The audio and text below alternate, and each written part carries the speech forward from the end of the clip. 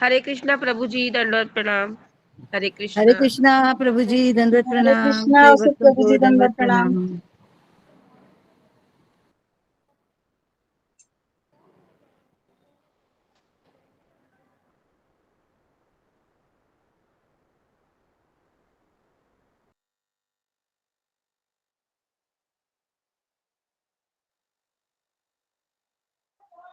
हरे कृष्णा। सब भक्तों के चरणों में दंडवत प्रणाम। गुरु जी के चरणों में दंडवत प्रणाम।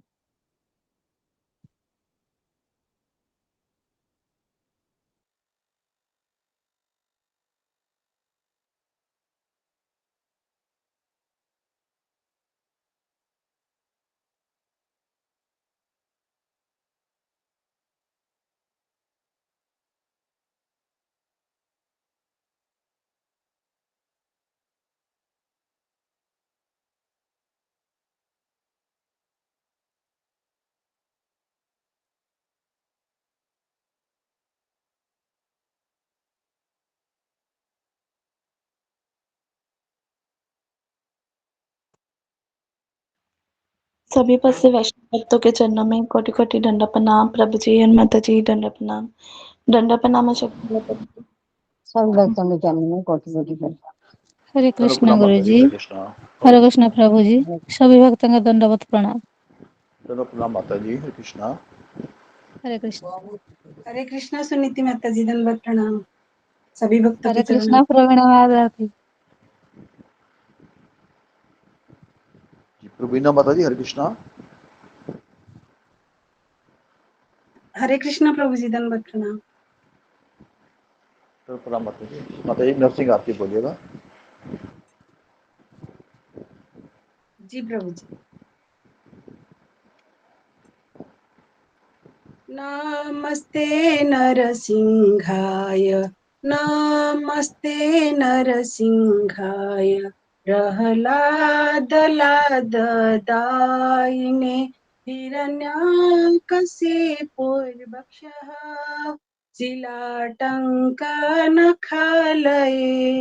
इत नृसिंह परतो नृसिंह यत यत यामि तत नृसिंह बहिर्नृसिंह हृदये नृसिंह नरसिंहादिं शरणं प्रपद्ये नरसिंहादिं शरणं प्रपद्ये तव करकमलबरे नाखम् अद्भुत शृङ्गं दलित हिरण्यकशिपु तनोभृङ्गम् केशवधृत नरहरिरूप जय जगदीश हरे जय जगदीश हरे जय जगदीश हरे जय नृसिंहदेव जय नृसिंहदेव सर्व विघ्न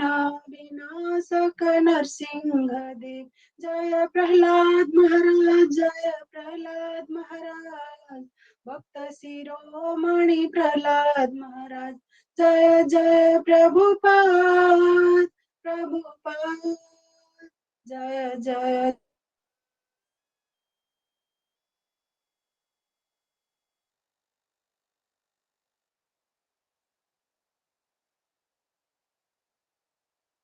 जय प्रभुपाद जय गुरुदेव गुरुदेव।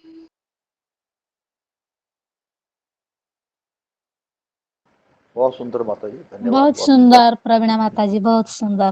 धन्यवाद। दस नाम अपराध भी बोल दीजिए माता जी। धन्यवाद जी। भगवान के नाम जप में होने वाले 10 अपराध। नंबर 1, भगवान नाम के प्रचार में संपूर्ण जीवन समर्पित करने वाले महाभागवतों की निंदा करना। नंबर 2, शिव ब्रह्मा आदि देवों के नाम को भगवान नाम के समान अथवा उससे स्वतंत्र समझना। नंबर 3, गुरु की अवज्ञा करना अथवा उन्हें साधारण मनुष्य समझना। नंबर 4, वैदिक शास्त्रों अथवा प्रमाणों का खंडन करना। नंबर 5, हरे कृष्ण महामंत्र के जप की महिमा को काल्पनिक समझना। नंबर 6, पवित्र भगवान नाम में अर्थवाद का आरोप करना। नंबर 7, नाम के बल पर पाप करना। नंबर 8 हरे कृष्ण महामंत्र के जप को वेदों में वर्णित एक शुभ सकाम कर्मकांड के समान समझना। नंबर 9 अश्रद्धालु व्यक्ति को हरिनाम की महिमा का उपदेश करना। नंबर 10 भगवान नाम के जप में पूर्ण विश्वास न होना और इसकी इतनी अगाध महिमा श्रवण करने पर भी भौतिक आसक्ति बनाए रखना। भगवान नाम का जप करते समय पूर्ण रूप से सावधान न रहना भी अपराध है। प्रत्येक वैष्णव भक्त को चाहिए कि इस 10 प्रकार के अपराधों से सदा बचकर रहे ताकि श्री कृष्ण के चरण कमलों में प्रेम शीघ्रातिशीघ्र प्राप्त हो, जो मनुष्य जीवन का परम लक्ष्य है। हरे कृष्ण। धन्यवाद माता जी, बहुत सुंदर। अब माता जी कल के बारे में बता दीजिएगा, कल गुरु जी ने क्या बताया। जी प्रभु जी। अज्ञानतिमिरान्धस्य ज्ञानाञ्जनशलाकया चक्षुर्मिलितं येन तस्मै श्रीगुरुवे नमः। वाञ्छाकल्पतरुभ्यश्च कृपा सिन्धुभ्य एव च पतितानां पावनेभ्यो वैष्णवेभ्यो नमो नमः। कल का विषय था मन किस तरह हमें पागल बना देता है। कल गुरुजी कुछ ऐसे बातों पर चर्चा की वो सब हम अपने निजी जीवन में अनुभव करने वाले होते हैं। गुरुजी बताते हैं गीता के अनुसार हमारा सबसे बड़ा शत्रु कोई है तो वो हमारा मन ही है। भगवान अर्जुन के माध्यम से हमें बताना चाह रहे हैं कि मन अपनी चंचलता अथवा अस्थिरता के कारण जहाँ कहीं भी विचरण करता है, हमें उसको खींच करके अपने बस में लाना चाहिए। फिर ये मन कैसे हमें पागल बना देता है और इसी पागलपन के चलते हम कई सारे रिश्ते बर्बाद कर देते हैं, उसके बारे में गुरुजी समझाते हैं। ये पागलपन के चलते हम अपने जीवन के साथ साथ दूसरे के जीवन को भी बर्बाद कर देते हैं। गुरुजी बताते हैं अगर हमारे जीवन में लंबे समय से अपने मन को किसी विचलित करने वाली लालसा के आगे हम झुक रहे हैं, तो हमें समझना चाहिए कि मन हमारे ऊपर हावी हो रहा है। हम सभी लोग किसी न किसी विचार से जूझ रहे होते हैं। हमारा मन रोज हमारे ऊपर हावी रहता है। यदि हम उसके आग्रह का विरोध अथवा अवज्ञा करेंगे तो वह हमें पागल बना देता है। फिर उदाहरण देकर गुरुजी हमें समझाते हैं, पहले मन एक विचार को लाता है। अगर हम कहे नहीं ये तुमको नहीं मिलेगा, तो ये मन हमें पागल बना देता है और हमें समर्पण करने में मजबूर कर देता है। कभी-कभी धमकाना भी शुरू कर देता है। गुरुजी बताते हैं अगर हम इस टॉपिक को ध्यान से सुनेंगे और समझेंगे, हमें बहुत फायदा होगा। फिर गुरुजी बताते हैं पहले हमें समझना चाहिए कि मैं और मेरा मन दोनों अलग है। जैसे कि कई लोग कहते हैं कि मैं आपके ऊपर तो भरोसा करता हूँ, लेकिन आपके मन के ऊपर भरोसा नहीं कर पाता हूँ। इसलिए मैं अलग हूँ और मेरा मन जो सोच रहा है वो अलग है। इसलिए कोर्ट कचहरी में लिखावटी होता है कि हमारा मन हमें कभी भी दगा दे सकता है। एग्जाम्पल में गुरुजी कहते हैं श्रील प्रभुपाद जी जब भक्ति का प्रचार कर रहे थे, उस समय बहुत सारे भक्त जुड़े हुए थे, लेकिन उनमें से खूब कम भक्त टिक पाते थे। वही भक्त प्रभुपाद जी के शिष्य बन पाए। और एक उदाहरण देकर गुरुजी समझाते हैं कि एक नशा करने वाला व्यक्ति जन्मजात नशेला नहीं होता। उसका मन में पहले के इच्छा प्रकट होता है एक सिगरेट पीने का या दारू का एक घूंट पीने की। फिर बार बार अपने मन की संकेत से झुकता रहता है जब तक अपने बस में नहीं हो जाता। फिर बार बार अपने मन की संकेत से झुकता रहता है जब तक अपने बस में नहीं हो जाता। इसी तरह मन हमें पागलपन के प्रभाव से खतरे में डालता रहता है। फिर गुरुजी बताते हैं ये मन एक जिद्दी बच्चे की तरह है। ये पागल मन एक राहत की बात हमें बताता है। जब मन पागल हो जाता है वो हमेशा पागल नहीं रहता। वो उस बच्चे की तरह होता है जो कि कुछ समय तक गुस्से में रहता है, फिर जब देखता है माता पिता मेरी परवाह।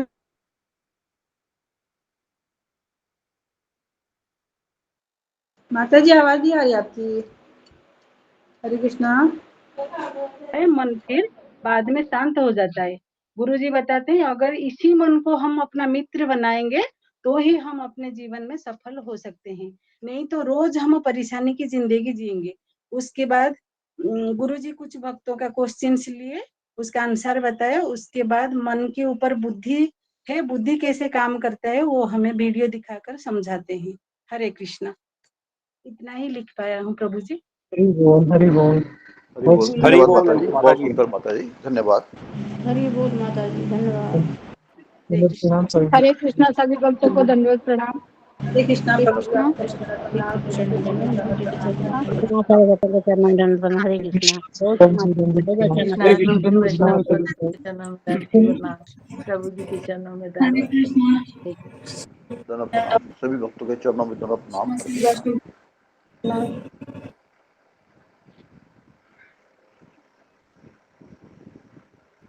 कुछ नए भक्त आए हैं, मैं सभी नए भक्तों का स्वागत करता हूं गुरु जी की ओर से, अपने सत्संग की ओर से सुस्वागत है। चलिए मैं बता दूं जो नए भक्त आए हैं कि हमारे 3 सत्र चलते हैं। सुबह का सत्र जो हमारा है वो 4 बजे शुरू हो जाता है, प्रातः 4 बजे, जिसमें जपा होती है। 4 बजे जपा होती है, जपा टाक होती है। गुरु जी जपा टाक बताते हैं 10 मिनट के लिए। इसमें हमें जप कैसे करना चाहिए, क्यों करना चाहिए, अच्छा जप कैसे होता है इत्यादि के बारे में बताते हैं। उसके बाद जपा होता है, कम से कम 16 माला तो हर एक करता ही है जो आता है वहाँ पे। 6 बजे मंगल आरती होती है, तुलसी आरती होती है इत्यादि। और दूसरा सत्र हमारा 9 बजे लेके 10:30 तक होता है, जिसमें सोमवार, मंगलवार और बुधवार आजकल श्री चैतन्य चरितमृत का रसपान किया जा रहा है। भगवान चैतन्य जी के बारे में भगवान जी गुरु जी बता रहे हैं हम। और वीरवार, शुक्रवार और शनिवार को श्रीमद् भागवतम की कथा होती है, भागवतम बताते हैं गुरु जी। और रविवार को रामायण में से प्रसंग बताते हैं, जो इम्पोर्टेंट अच्छे प्रसंग है, शिक्षा देने वाले सारे ही हैं। आजकल शबरी माता जी के एक प्रसंग चल रहा है, कुछ संडे हो गए। तो शाम को 3 बजे जहां आपने ज्वाइन किया है, ये भगवत गीता क्लास है। इसमें गुरु जी गीता का एक श्लोक लेते हैं और उसके ऊपर डीपली फिर विस्तार से बताते हैं क्या मतलब है। रोजमर्रा के क्वेश्चन लेते हैं, जैसे रोजमर्रा के एग्जाम्पल लेते हैं जो हमारे जीवन में घटित होते हैं।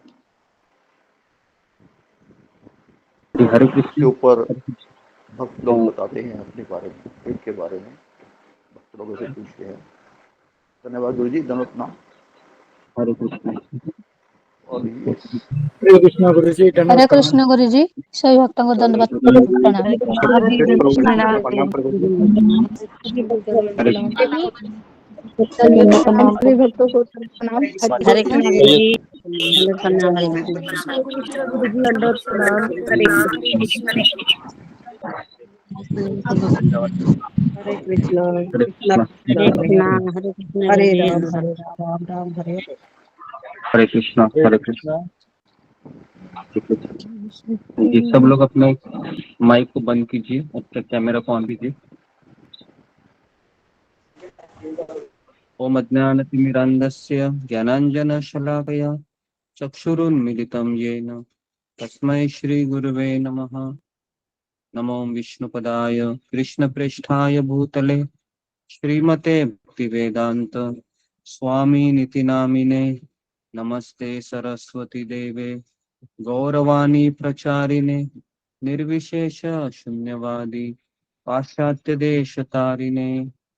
हे कृष्ण करुणा सिंधु दीनबंधु जगतपते गोपेश गोपिका कांत राधा कांता नमोस्तुते। तप्त कांचन गौरांगी राधे वृंदावनेश्वरी वृषभानुसुते देवी प्रणमामि हरिप्रिये। वाञ्छाकल्पतरुभ्यश्च कृपा सिन्धुभ्य एव च पतितानां पावनेभ्यो वैष्णवेभ्यो नमो नमः। जय श्री कृष्ण चैतन्य प्रभु नित्यानंद श्री अद्वैत गदाधर श्रीवासादि गौर भक्त वृंद। हरे कृष्णा कृष्णा कृष्णा हरे हरे, हरे राम राम राम हरे हरे। मुखं करोति वाचालं पंगुं लंघयते गिरिं, यत्कृपातमहं वन्दे श्रीगुरुदीनतारिणम्। जी हरे कृष्णा, सबका स्वागत है सत्र में। जो भी नए भक्त आए हैं तो हम उनका स्वागत करते हैं। दंडवत प्रणाम गुरुजी। हरे कृष्णा हरे कृष्णा हरे कृष्णा कृष्ण गुरु, हरे कृष्ण। हरे कृष्णा कृष्ण हरे कृष्ण हरे कृष्णा हरे कृष्ण। जी तो सब लोग जिनके पास भगवत गीता है, छठे अध्याय का 34 श्लोक आज हम पढ़ेंगे। 6 चैप्टर, श्लोक क्रमांक 34।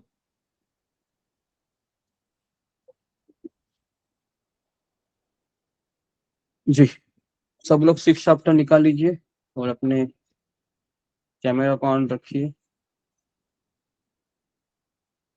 ओके, और माइक को बंद कीजिए। तो मैं श्लोक को पढ़ रहा हूँ, ठीक है। श्लोक क्रमांक 34, चैप्टर 6। चंचल ही मनः कृष्ण प्रमाथि बलवदृढ़म्। चंचल ही मनः कृष्ण प्रमाथि बलवदृढ़म्। तस्याहं निग्रहं मन्ये वायोरिव सुदुष्करम्। चंचल ही मनः कृष्ण प्रमाथि बलवदृढ़म्। तस्याहं निग्रहं मन्ये वायुरिव सुदुष्करम्। चंचल ही मनः कृष्ण प्रमाथि बलवदृढ़म्। तस्याहं निग्रहं मन्ये वायुरिव सुदुष्करम्। जी अगर आप में से किसी को पढ़ना है तो फिंगर को रेज कीजिए। अशोक चावला प्रभु आपका नाम लेंगे।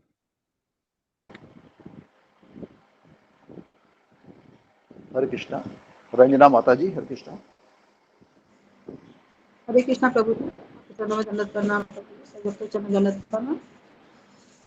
चंचलं हि मनः कृष्ण प्रमाथि क्षुब्ध बलवदृढम्। तस्य अहं निग्रहं मन्ये वायु इव सो दुष्करम्। हरे कृष्णा। सुधा माता जी, हरे कृष्णा। हरे कृष्णा गुरुजी, धन्यवाद प्रणाम। सभी भक्तों को धन्यवाद प्रणाम। चंचलम ही मनः कृष्ण प्रमाथि बलवदृढ़म्। तस्य अहं निग्रहं मन्ये वायोरिव सुदुष्करम्। हरे कृष्णा। धन्यवाद माता जी। कृपा जादव माता जी, हरे कृष्णा। हरे कृष्णा, दंडवत प्रणाम। चंचलं हि मनः कृष्ण प्रमाथि बलवदृढम्। तस्याहं निग्रहं मन्ये वायोरिव सुदुष्करम्। हरे कृष्णा। धन्यवाद माता जी। सुनुति देहेरी माता जी। हरे कृष्णा प्रभु जी, सब भक्तों के चरणों में दंडवत प्रणाम। चंचलं हि मनः कृष्ण प्रमाथि बलवदृढम्। तस्याहं निग्रहं मन्ये वायोरिव सुदुष्करम्। हरे कृष्णा गुरु जी। धन्यवाद माता जी, धन्यवाद। विजय पांडे प्रभु जी, हरे कृष्णा। हरे कृष्णा प्रभु जी, दंडवत प्रणाम। सभी भक्तों के चरणों में दंडवत प्रणाम। चंचलम ही मनः कृष्ण प्रमाथि बलवदृढम्।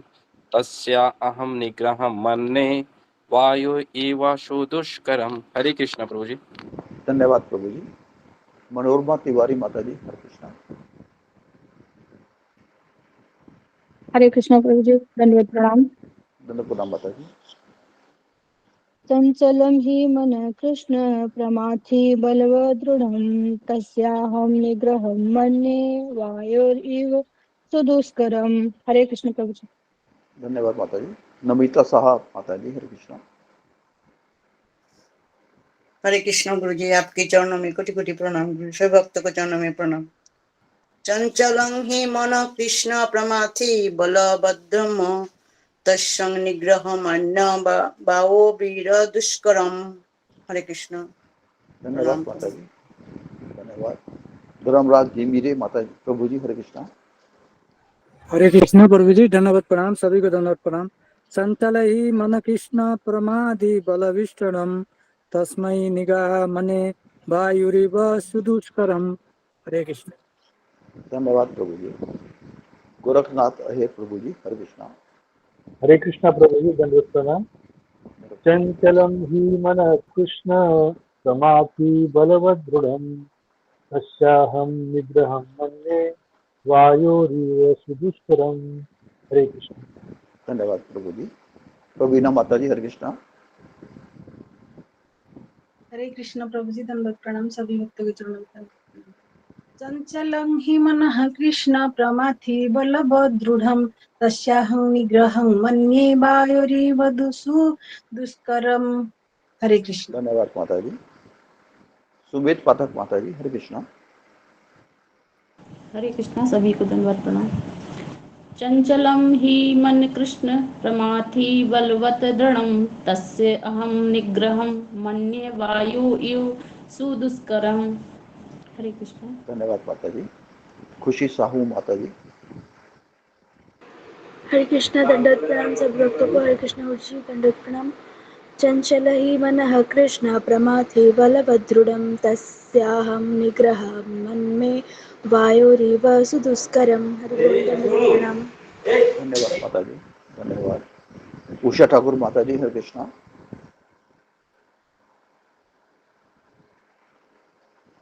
उषा माता जी।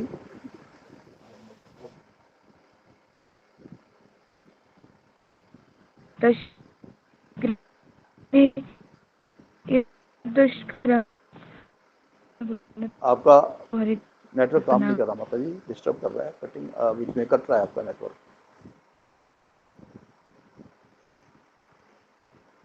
कोशिश कीजिए। जी प्रभु जी, कैमरा उनके ऑफ करके बोल रही हूँ, तो अभी आ जा रही है जी आवाज? जी आ रही है आवाज आपकी। जी धन्यवाद प्रभु।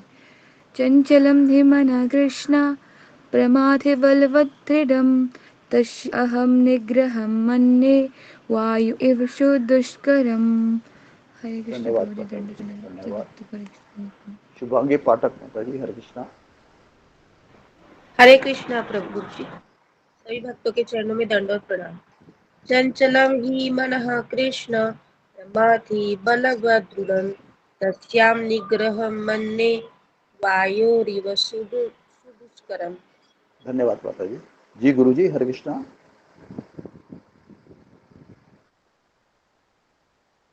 और किसी को पढ़ना है?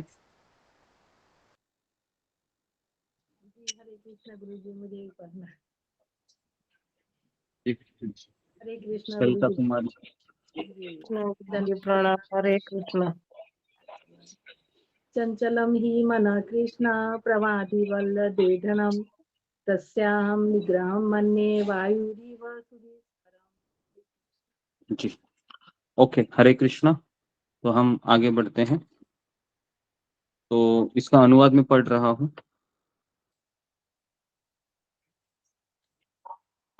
हे कृष्ण, मेरा मन चंचल है, उच्छृंखल है, हठीला है, अत्यंत बलवान है। मुझे इसे वश में करना वायु को वश में करने से भी अधिक कठिन लगता है।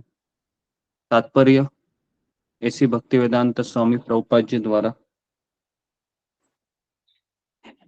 मन इतना बलवान तथा दुराग्रही है कि कभी कभी वह बुद्धि का उल्लंघन कर देता है, यद्यपि उसे बुद्धि के अधीन माना जाता है।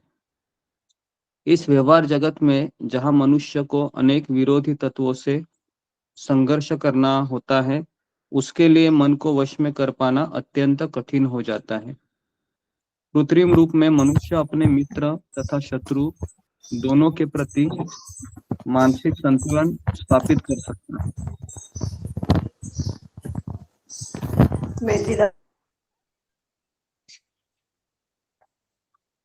किंतु अंतिम रूप में कोई भी संसारी पुरुष ऐसा नहीं कर पाता, क्योंकि ऐसा कर पाना वेगवान वायु को वश में करने से भी कठिन है।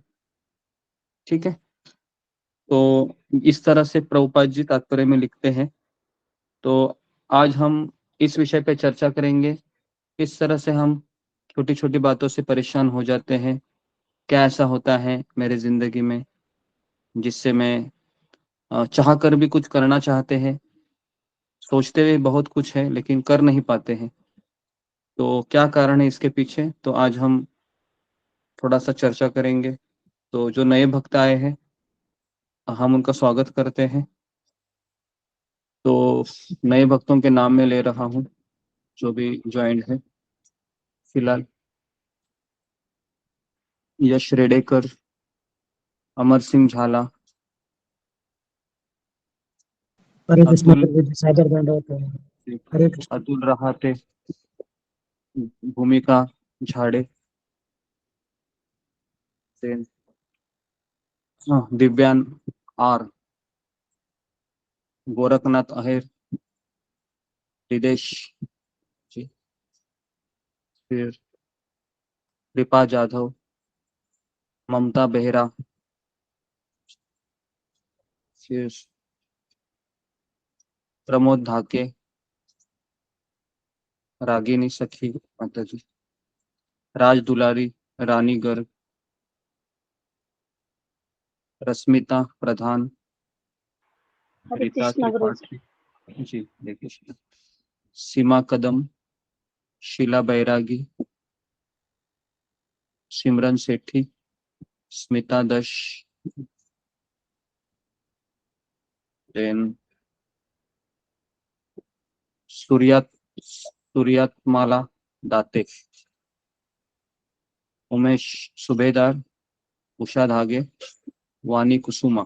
ओके, तो जिन लोगों का नाम मैं नहीं ले सका उसके लिए मुझे क्षमा करें, लेकिन आज मुझे जो नए नाम दिखाई दिए तो मैं उनका नाम लिया।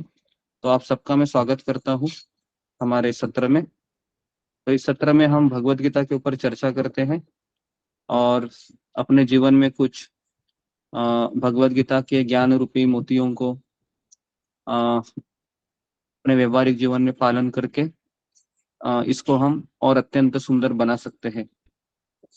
तो जी, तो अभी हम शुरुआत करते हैं जी। तो बीच बीच में मैं आपको सवाल भी पूछूंगा, तो आपको उसको जवाब भी देना है।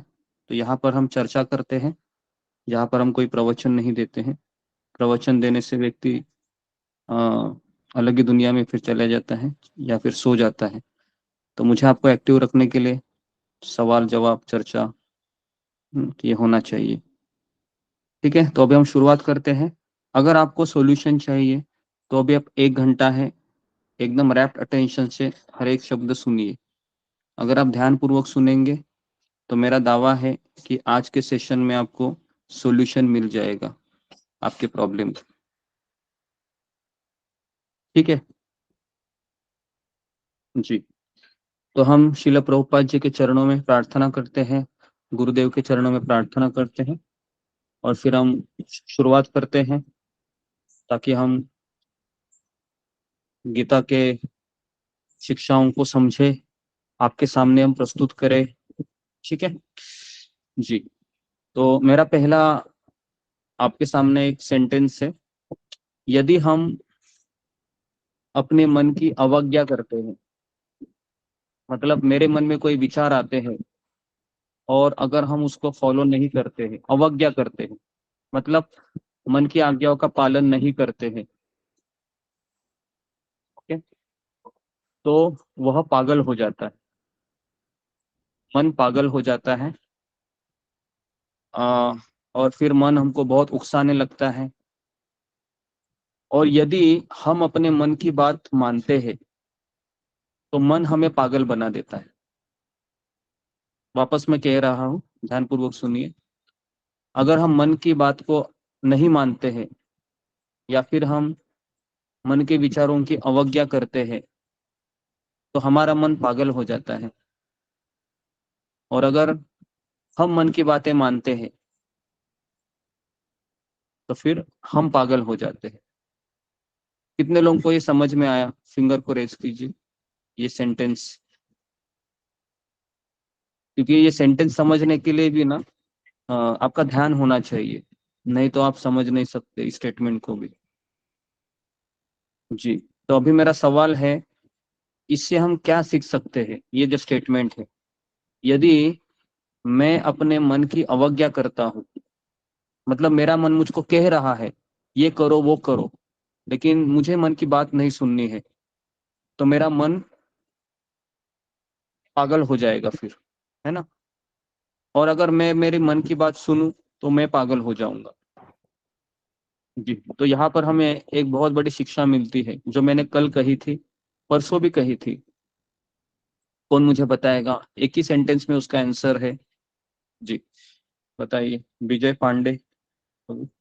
हरे कृष्णा प्रभु जी, मन हमेशा जिम्मेवारी से भागता है प्रभु जी। जिम्मेदारी से भागता है, ठीक है, जिम्मेदारी से भागता ही है, लेकिन जी, और कोई? धन्यवाद प्रभु जी। आपका। जी, सात्विक वर्मा।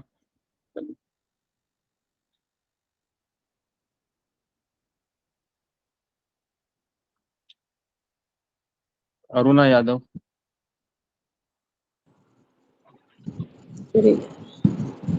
हरे कृष्ण गुरु जी, दंडवत प्रणाम। सभी भक्तों को दंडवत प्रणाम। गुरु जी, अगर हमारा मन कुछ हमें बोलता है, मतलब हम नहीं करना चाहते हैं, और अगर मन का करते हैं, तो इससे हम अच्छा है कि हमें किसी भक्त से सलाह लेना चाहिए कि हमारे मन में क्या चल रहा है, क्योंकि अगर मानेंगे तो हावी होता है, नहीं मानेंगे तो हमें पागल करता है। तो हमें अपने जो हमें शिक्षा गुरु है या फिर कोई है, तो हमें उनसे सलाह लेना चाहिए हमारे मन के जो विचार चल रहे हैं। हरे कृष्ण गुरु जी। जी, तो मैं वापस इस सेंटेंस को दोहराता हूँ।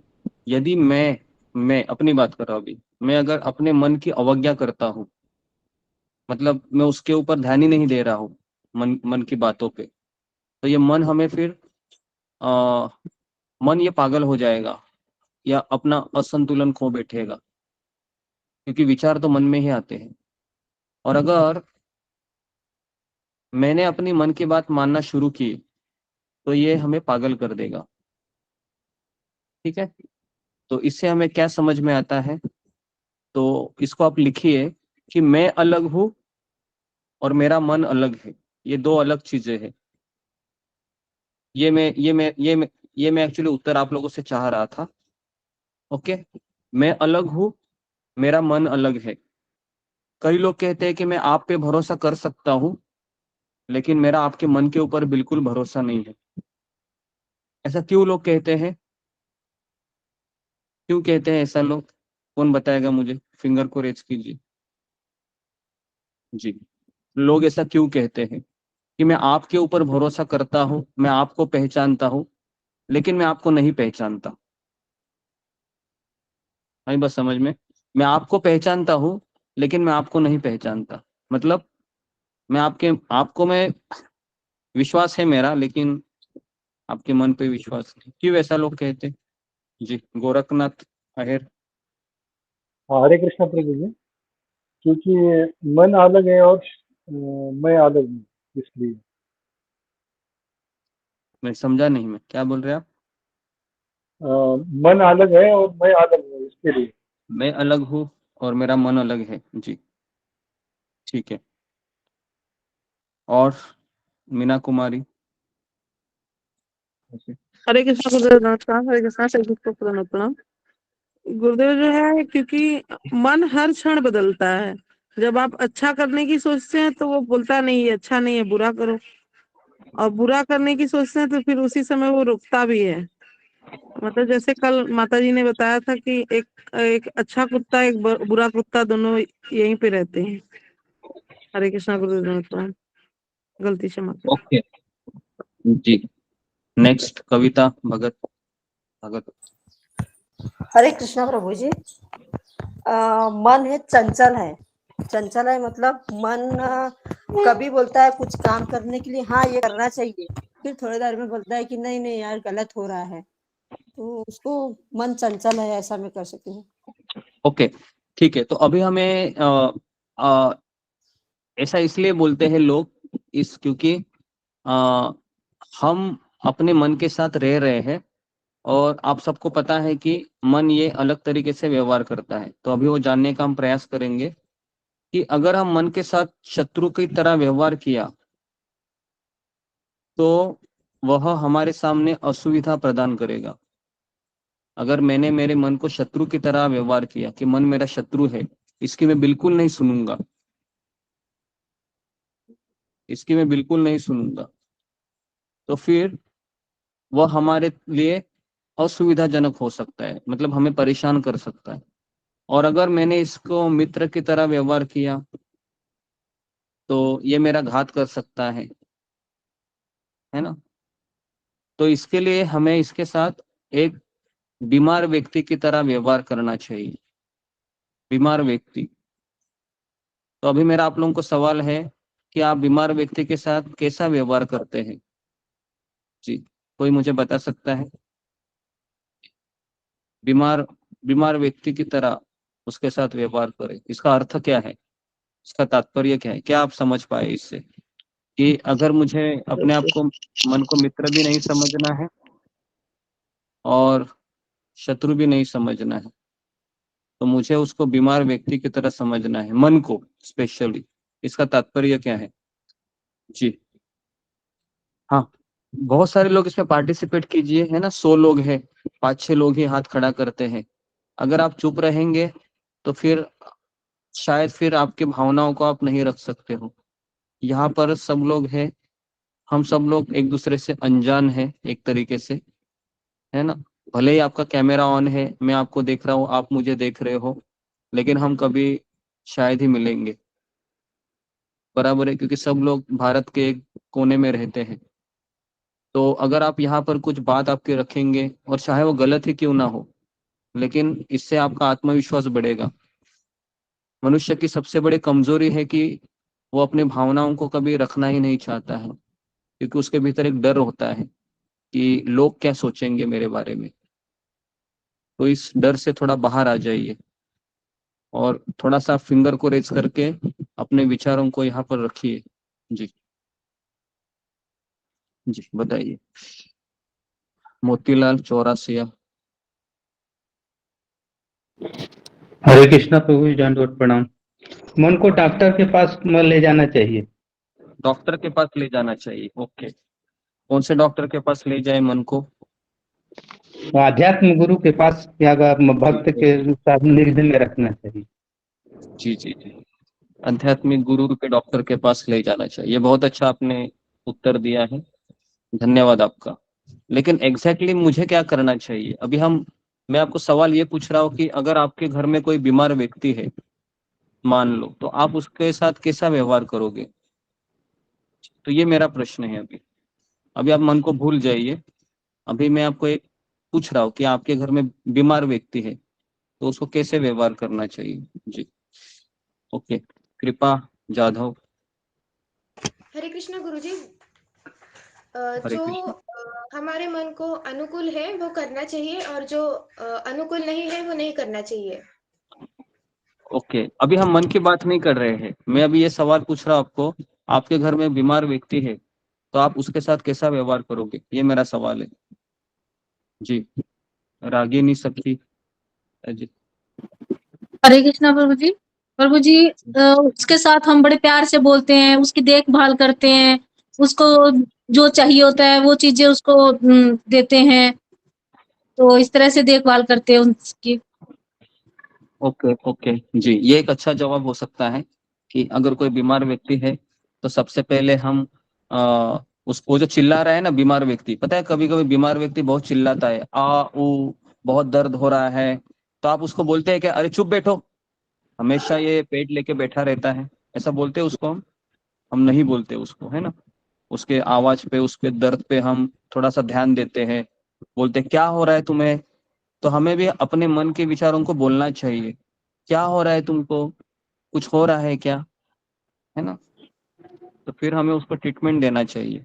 अभी आप बोलोगे ये कहना बहुत आसान है प्रभु जी, लेकिन जब मन में विचार आते हैं ना, तो ये मन हमको बहुत बहुत बहुत बहुत तड़पाता रहता है ना। तो मैं आपको एक स्टोरी बता रहा हूँ, ये मन कैसे काम करता है, ठीक है जी। तो एक बार एक भक्त था, है ना, डिवोटी था भक्त। तो उसको अपने पिताजी को आ, भक्त बनाना था, है ना, क्योंकि उसके पिताजी का उम्र हो गया था। 61 साल उनके पिताजी का उम्र था। कपड़े के बहुत व्यापारी थे, बड़े। तो बेटे ने सोचा, ध्यानपूर्वक सुनिए इस स्टोरी को ताकि आपको पता चलेगा। किसी का माइक चालू हो, माइक को बंद कीजिए। मोतीलाल चौरासी, ओके जी। तो अभी देखिए, ये बेटे भक्ति से जुड़ा होता है। बेटे की इच्छा होती है कि पिताजी का भी उम्र हो रहा है, पिताजी को मैं कहीं तीर्थस्थली ले चलता हूँ कि पिताजी मेरे कुछ भक्ति नहीं कर रहे हैं, रिटायर भी हो गए हैं।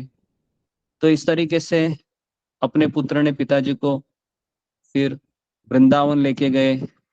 वृंदावन में उन्होंने कृष्ण की लीलाओं को, जहां जहां भगवान ने लीला की थी, सब जगह पर घुमाया। बांके बिहारी मंदिर, फिर रमन रेती, निधि वन, है ना, प्रेम मंदिर, सब जगह पर घूमे। लेकिन फिर भी पिताजी के हृदय में कुछ भक्ति का प्रवेश नहीं हो पाया। फिर वो जगन्नाथपुरी लेकर गए, जगन्नाथ जी का दर्शन करवाए, फिर भी कुछ उपाय नहीं हो पाया। तो सारे तीर्थ करने के पश्चात वह काशी में आ गए। काशी, जहाँ पर ऐसा बताया जाता है कि काशी या वाराणसी है, जहाँ पर ऐसा बोला जाता है कि मरने वाले व्यक्ति के कान में शिव जी है, वो राम नाम का उच्चारण करते। कौन सी जगह है वो? मणिकर्णिका गुरुदेव। हाँ जी। तो वहां पर वो उनको लेकर गए, तो और फिर उस जगह पर लेके गए जहां पर चिताओं को जलाया जाता है, और वहां पर बहुत सारे चिताएं जल रही थी। और जब वो चिताओं को देख रहे थे उनके पिताजी, तो उनके पिताजी भाव विभोर हो गए और उनके पिताजी की आंखों से पानी आने लगा।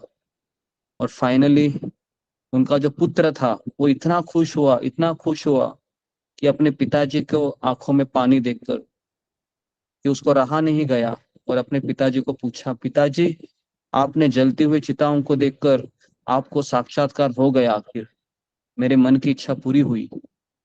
तो फिर पिताजी कहते हैं कि बेटा, मेरे आंखों से जो आंसू आ रहे हैं ना, वो इसलिए आ रहे हैं कि मैं जिंदगी भर कपड़ों का व्यापार करता रहा।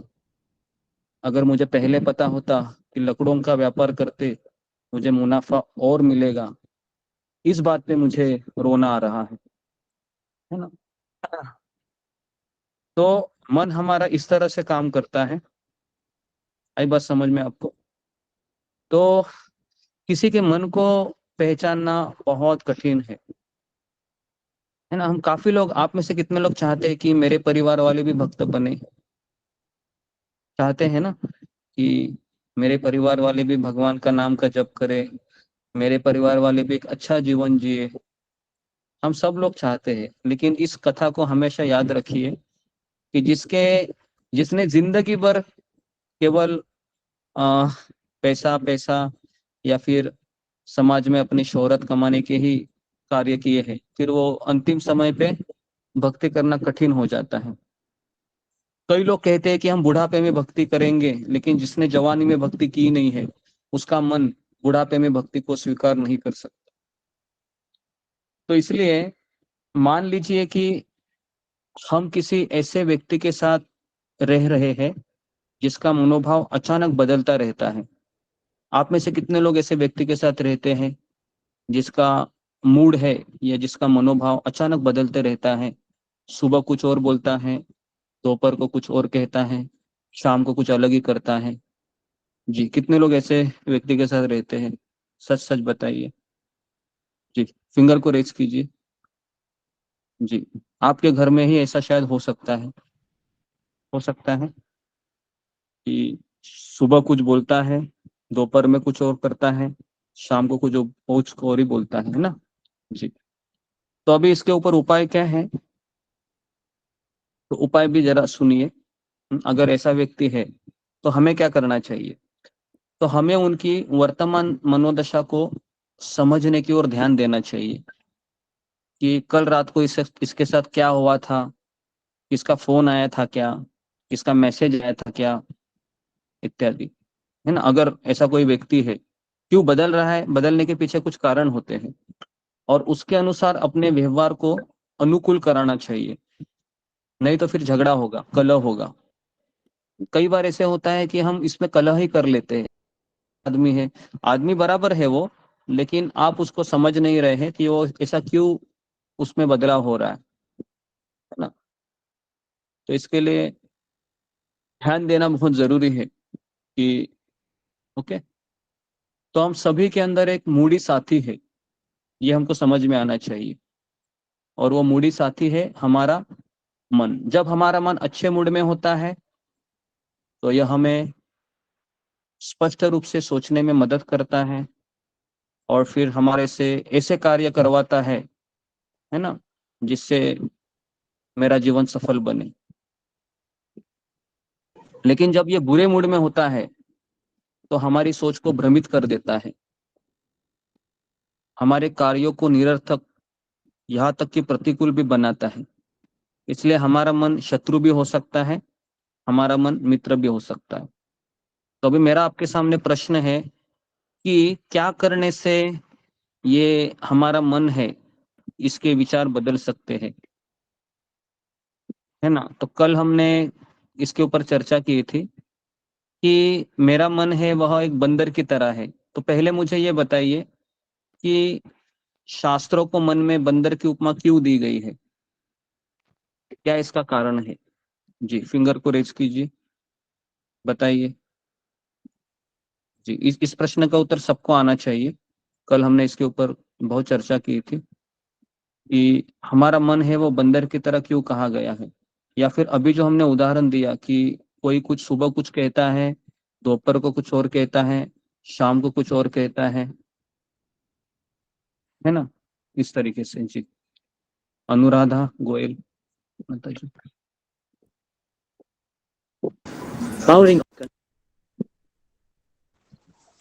प्रभु जी क्योंकि ना बंदर का मन भी ना निरंतर चल वो आपका आवाज कम आ रहा है।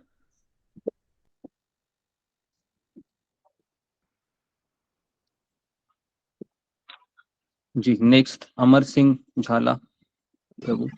कृष्ण प्रभु जी, मन के ऊपर अपना नियंत्रण, तो बंदर की आपने संज्ञा दी, तो उसका बताया बंदर की तरह हमारा मन है। तो बंदर जिस तरह से एक डाल से दूसरे डाल पे उछल कूद करता रहता है, तो वैसे ही हमारा मन भी क्या है कि वो स्वभाव ऐसे ही है कि थोड़ी देर इंस्टाग्राम चला लूं या थोड़ी देर मोबाइल देख लूं। किसी काम को कर रहे हैं तो काम से ज्यादा मतलब मन बार बार उस कार्य से भटकने की इच्छा होती है। एक आपने अभी फरमाया कि वो से व्यक्ति हमारे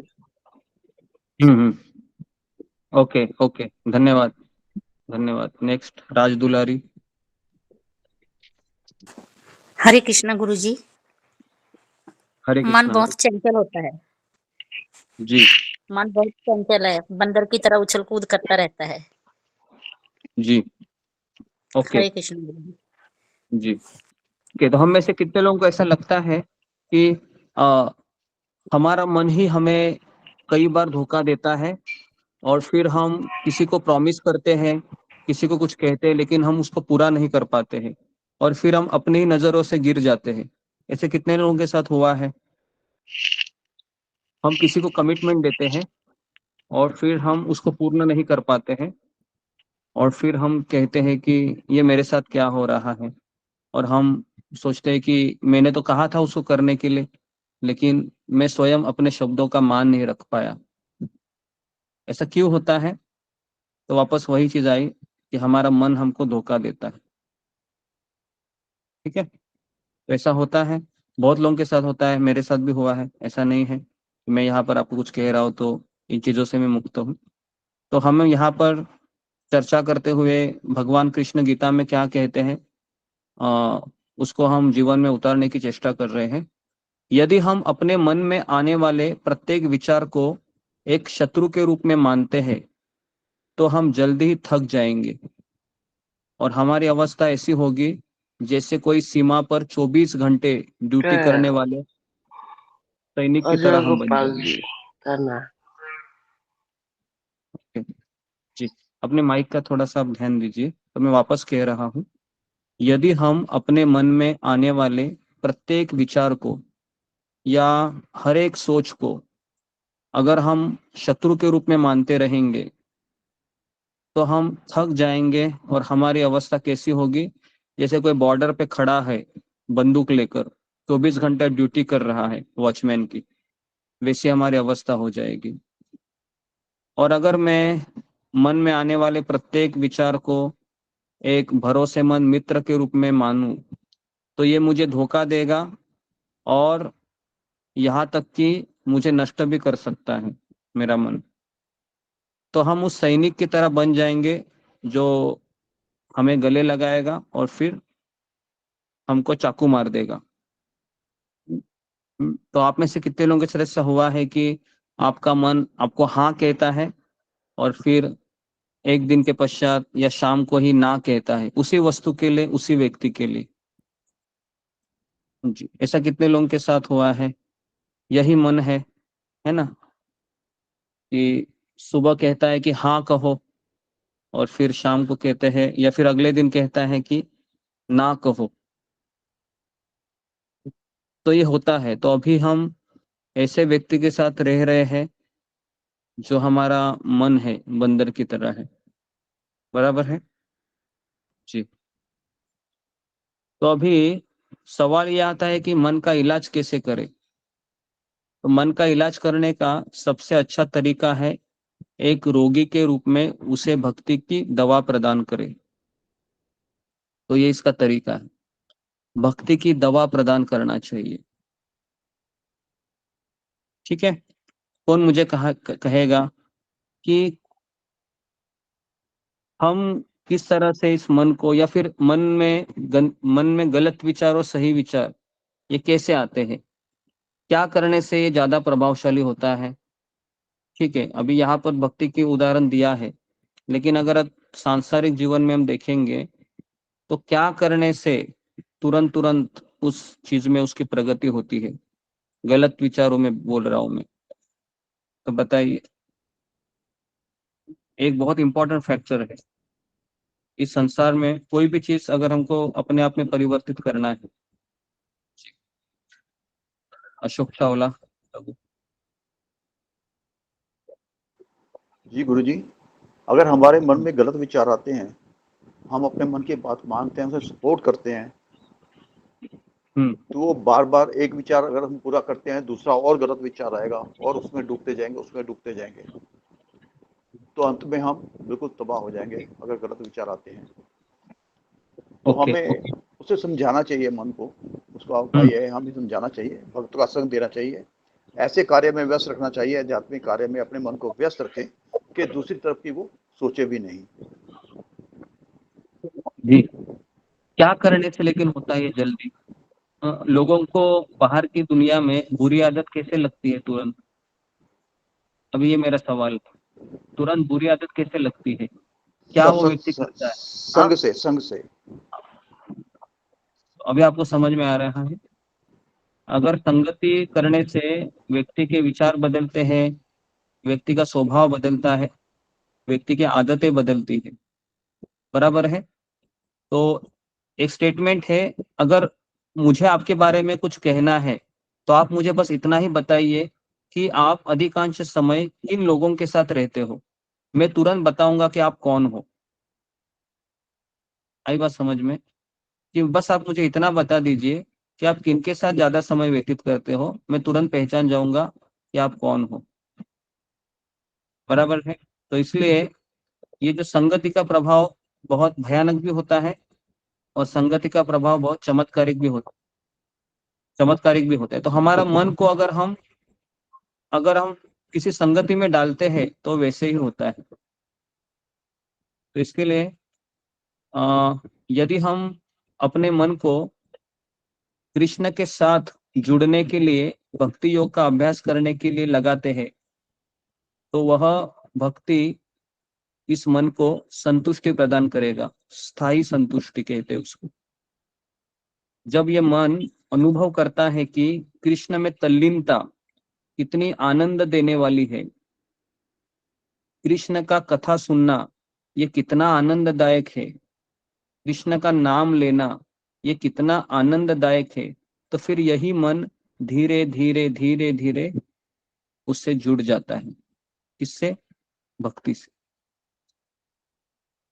और धीरे धीरे ये जो आध्यात्मिक उसका लगाव है वह भौतिक लगाव को काट डालता है। आई बात समझ में, ये किस तरह से होता है? तो इस प्रकार अगर हम हमारे मन को भक्ति में लगाएंगे तो फिर इसका प्रभाव उतर सकता है, और अगर ये हम नहीं करेंगे तो फिर हमारा मन हमें कई जगह पर दौड़ाता रहेगा, कई जगह पर दौड़ाता रहेगा, है ना? तो इसलिए हमें छोटी छोटी बातों पे परेशान हम इसलिए होते हैं क्योंकि जब कुछ छोटी छोटी बातें गलत होती है हमारे जीवन में तो हमारा तुरंत मूड खराब हो जाता है, और हम छोटी छोटी बातों पे बहुत चिढ़ जाते हैं। कितने लोगों का ऐसा होता है घर में कि कोई छोटी चीज हो गई और तुरंत आप बहुत चिढ़ जाते हैं, जोर से चिल्लाते हैं? ऐसा कितने लोग घर में करते हैं? सच सच बताइए। छोटी सी बात होती है और फिर घर वाले बोलते हैं इतना तुम घर सर पे क्यों ले रहे हो, छोटी सी बात है। ठीक है, हाँ, तो आज अभी हम देखेंगे कि ऐसा क्यों हो रहा है। अभी हम सेकंड टॉपिक पे बढ़ते हैं, लेकिन इसके पहले आप में से किसी का प्रश्न है अभी तक मैंने जो चर्चा की तो फिंगर को रेज कीजिए, फिर मैं दूसरी चर्चा पे प्रवेश करता हूँ कि किस तरह से छोटी छोटी बातें हमें परेशान करके छोड़ देती हैं। जी, अक्षय मुंडे। हाँ जी, हरे कृष्णा प्रभु जी। प्रभु जी एक सवाल मतलब ये है कि आप सुन पा रहे हैं मुझे?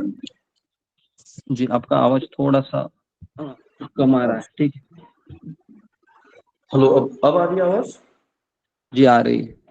हाँ, तो बस कोशिश है कि मन जो अस्तित्व होता है तो इससे मन ना चंचल ना हो, कहीं भटका नहीं, इसलिए हम भक्ति मार्ग का सहारा ले रहे हैं। लेकिन ये भी तो है, जैसे मेरा अपना अनुभव रहा है, आई थिंक काफी लोगों का ये रहा होगा कि अपन जब किसी बड़े गोल की तरफ जाते हैं, लाइक एग्जाम पास करना हो या एक टारगेट को कोई अचीव करना हो, तब इजीली मन भटकता नहीं, उसी चिंतन में रहता है एंड हम अचीव भी कर लेते हैं। तो फिर मन को स्थिर रखना अगर भक्ति का गोल होगा तो फिर ये तो ठीक नहीं ना, क्योंकि वो तो अलग मार्ग ही है ना।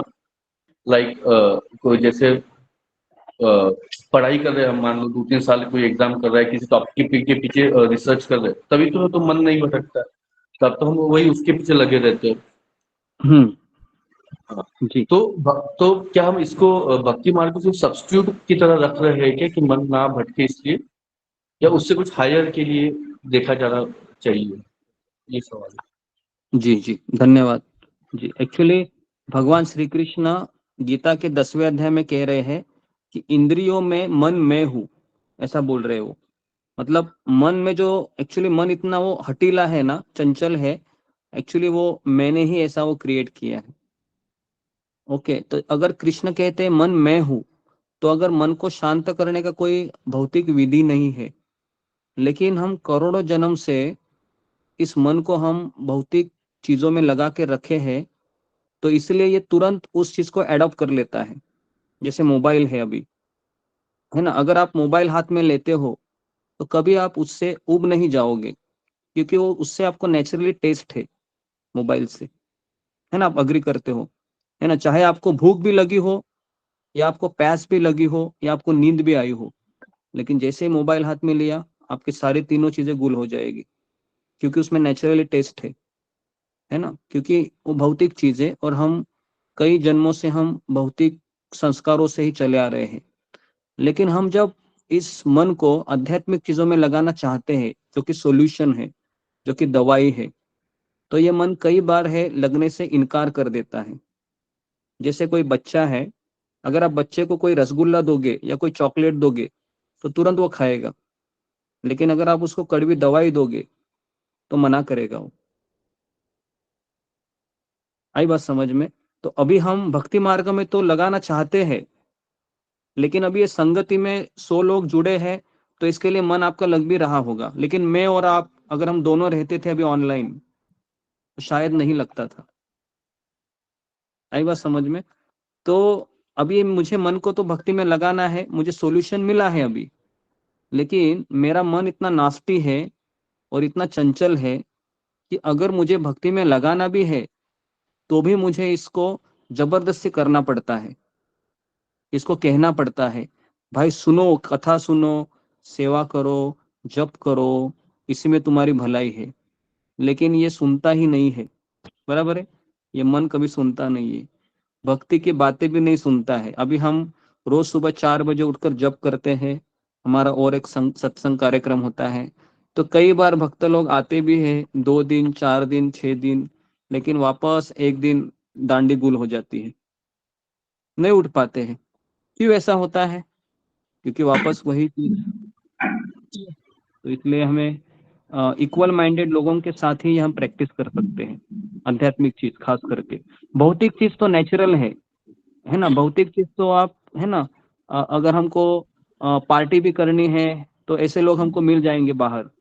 अगर आईपीएल की मैच देखनी है तो कई लोग आपको मिलेंगे बाहर की दुनिया में, लेकिन भक्ति करने के लिए आप ढूंढिए किसी को, चलो भाई मेरे साथ मंदिर, कोई नहीं आएगा। ठीक है, तो आपको ऐसे लोगों को ढूंढना चाहिए फिर, ऐसा। ठीक है जी। नेक्स्ट विजय पांडे।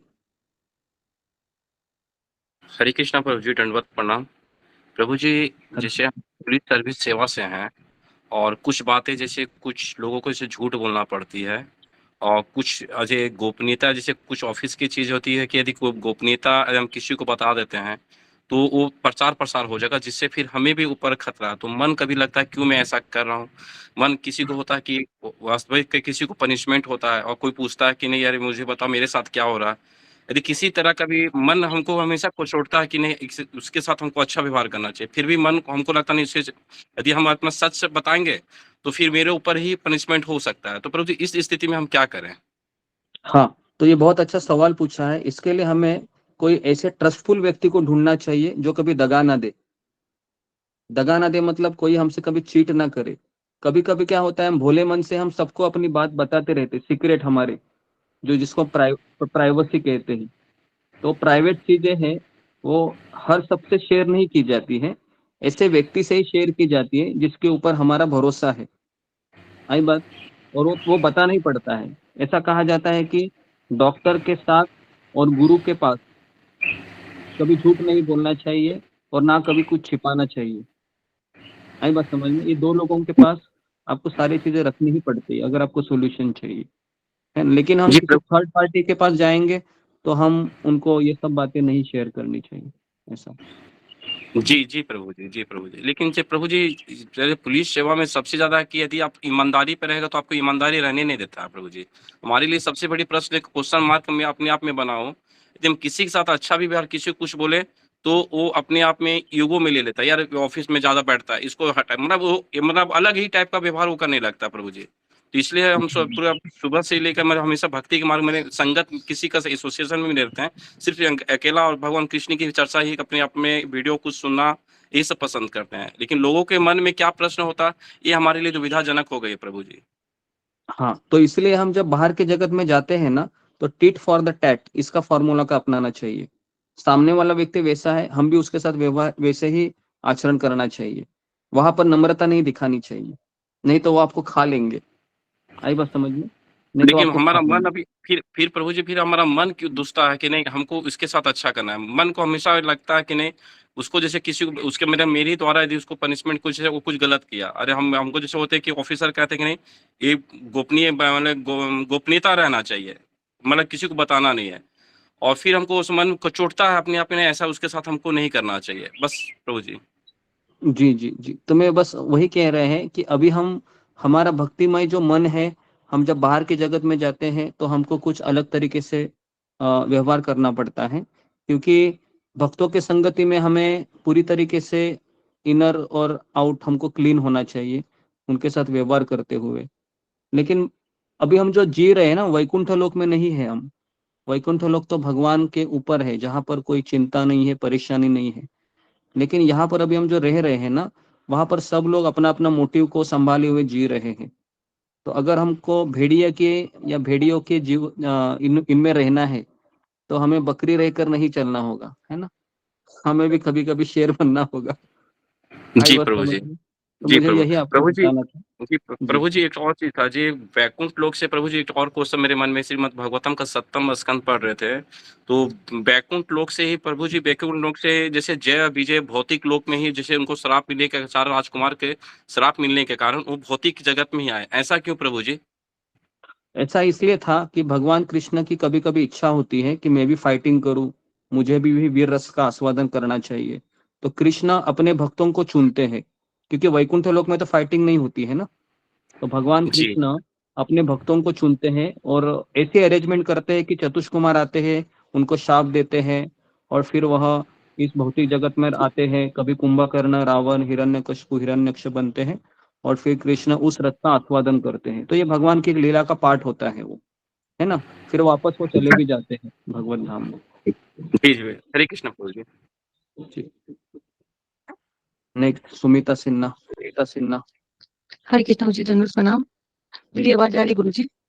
जी आ रही आ रही। ये मेरा क्वेश्चन ये गुरु जी, जैसे कि जो जो भी आपने अनर्थ बताया हुआ है, काम क्रोध, ये सारी चीजें मन का ही पार्ट है क्या? कि हम जी इसको जी, क्या मानेंगे, मन एक्चुअली का ही पार्ट है? हाँ, जितने भी चीजें हैं, जितने हमारे अनर्थ है, सारा का जो पावर हाउस है, जो स्टोर हाउस है, वो हमारा मन है। जब तक ये मन हमारे साथ है ना, तब तक हम किसी को हम वचन दे, मान लो मैं आज किसी को वचन दे रहा हूँ, तो अगर उस वचन को मुझे निभाना भी है, तो फिर भी इस मन को आध्यात्मिक चीजों से मुझे जोड़ना होगा, क्योंकि क्योंकि ये मन है वो मेरे हाथ में नहीं है, ये मन 3 गुणों के अधीन चलता रहता है ना। तो इसके लिए बहुत कठिन होता है, किसी को हम कमिटमेंट देते हैं और उसको पूरा नहीं कर पाते हैं। तो इसलिए हम आध्यात्मिक व्यक्ति का ही भरोसा कर सकते हैं इस संसार में, क्योंकि किसी एक भक्त ने कहा था कि अगर आप माता पिता के हिसाब से अगर आप रहते भी हो, उनके हिसाब से आप जॉब करते हो, उनके हिसाब से आप पढ़ाई करते हो, है ना, उनकी खुशी के लिए, फिर उसके उनके हिसाब से जिस लड़की से वो शादी कराना चाहते हैं, उसी लड़की से शादी भी करते हैं। यहाँ तक कहा था कि अगर बच्चे भी चाहिए तो वो जब कहते तभी आप बच्चों को जन्म देते। इतना कहने करने के बाद भी वो माता पिता खुश नहीं रहेंगे। क्यों नहीं रहेंगे पता है? क्योंकि उनका भी एक फ्लिकरिंग माइंड है, उनका भी एक चंचल मन है। तो इसलिए इस संसार में हम किसी की अपेक्षाओं को पूरा भी करते रहेंगे जिंदगी भर, तो भी व्यक्ति कभी खुश नहीं रहेगा, क्योंकि उसका भी मन चंचल है। तो उसके लिए जब तक उस चंचल मन को वो भक्ति में नहीं लगाएगा, वो हमेशा उसकी एक और एक डिमांड आती रहेगी। आते है कि नहीं? आपके घर में ही देखो, एक डिमांड खत्म हो गई, दूसरी डिमांड चालू, दूसरी खत्म, तीसरी। तो व्यक्ति सोचता है कि अरे भाई, ये तो व्यक्ति संतुष्ट ही नहीं हो पाता है, जब से शादी की तब से इसका शुरू ही है, मुझे लगता है कब तो खत्म होगा।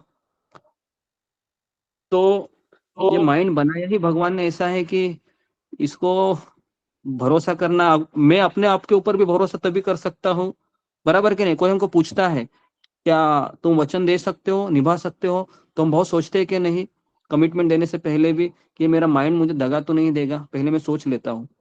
तो इसके लिए हम ऐसे व्यक्ति के साथ जी रहे हैं ना, कि बहुत कठिन है कि कैसे किसी के ऊपर भरोसा करे, कि भरोसा करने के पश्चात वो व्यक्ति तो बोलेगा हाँ हाँ हाँ हाँ, लेकिन उसका मन उसको कभी ना बोलेगा, ऐसा कोई भरोसा नहीं है इस संसार में, है ना। एक क्वेश्चन और है गुरु जी, जैसे कि आपने बताया था कि जो हमारा चित्त होता है, चित्त में संस्कार होते हैं पिछले जन्म के, तो क्या चित्त और मन क्या आपस में क्या कोऑर्डिनेट करता है क्या? जैसे कि पिछले जन्म का जो संस्कार या स्वभाव होता है, वो मन हाँ हाँ, भी वैसा होता है, तो क्या दोनों आपस में कोऑर्डिनेट करके ही रहता है क्या, कि मन अलग होता है, चित्त अलग होता है? गुरु जी, हरे कृष्ण। नहीं, जैसे भी मान लो किसी की पिछले जन्म में ना पानी में मरकर मृत्यु हुई होगी, तो उसको इस जन्म में पानी से डर लगेगा। आई बात समझ में? किसी को ऊंचाई गिरने से मृत्यु हुई होगी, तो उसको ऊंचाई से डर लगेगा, होता है ऐसे। किसी को आग से डर लगता है बहुत, है ना, किसी को अलग अलग जानवरों से भी डर लगता है, किसी कुत्ते से डर लगता है बहुत। क्यों लगता है वो? क्योंकि पिछले जन्म के संस्कार होते हैं, कुछ कनेक्शन होते हैं, है ना। तो होता है वो, है ना। अभी हम इस जन्म में अगर हम शरीर को छोड़ देंगे, तो यही हमारा जो माइंड वाला जो सूक्ष्म शरीर है, mind intelligence and false ego वाला, वो फिर दूसरे शरीर में परिवर्तित होगा और फिर उसी के अनुसार वो काम करेगा। तो ये चलते रहता है जब तक कि हमारा मन हम भगवान में नहीं लगाते हैं, है ना? ठीक है जी। ओके, तो अभी हम थोड़ा सा आगे बढ़ देते हैं। ठीक है, तो जी, तो अभी हम छोटी छोटी बातों पे क्यों इतना, है ना? और किसी का कुछ प्रश्न है? बहुत लोगों ने हाथ खड़ा किया था। जी, उमेश सुबेदार, एक क्वेश्चन लेते हैं, फिर मैं थोड़ा सा आगे बढ़ता हूँ। हाँ, हरे कृष्ण जी। आपका आवाज नहीं आ रहा है प्रभु, थोड़ा सा आप नेटवर्क पे आके बोलेंगे, मैं सुन नहीं पा रहा हूँ।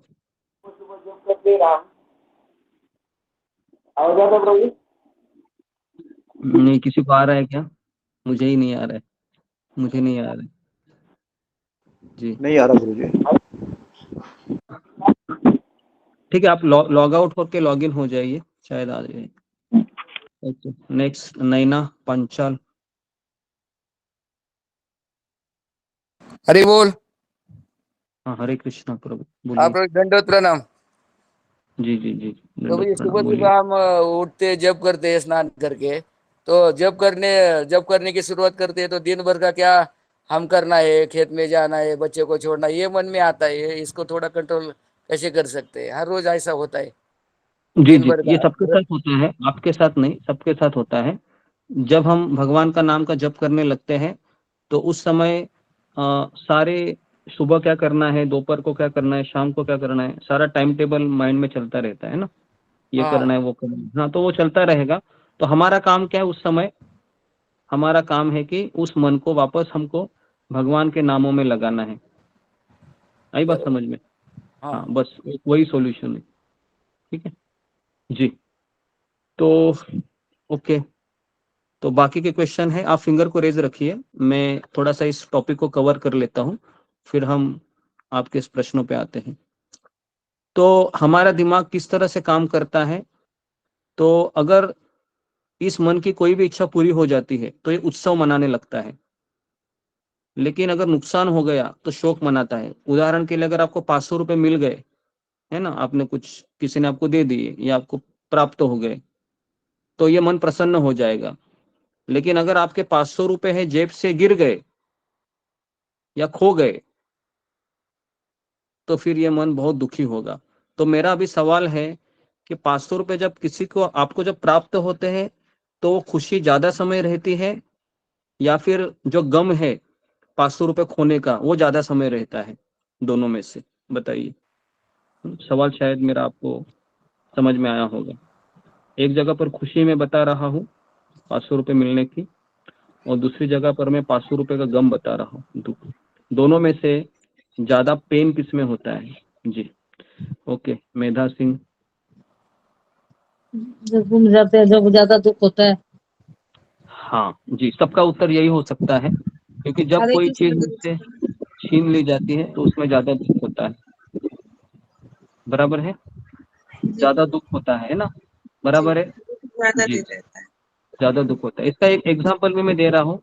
जब शादी होती है तो उस समय खुशी होती है, लेकिन वो व्यक्ति हमसे जब बिछुड़ जाता है, जब चला जाता है इस संसार को छोड़कर, तो हम 12 दिन दुखी होते हैं। बराबर है, 12 दिन हमारा वो दुख हमेशा रहता है।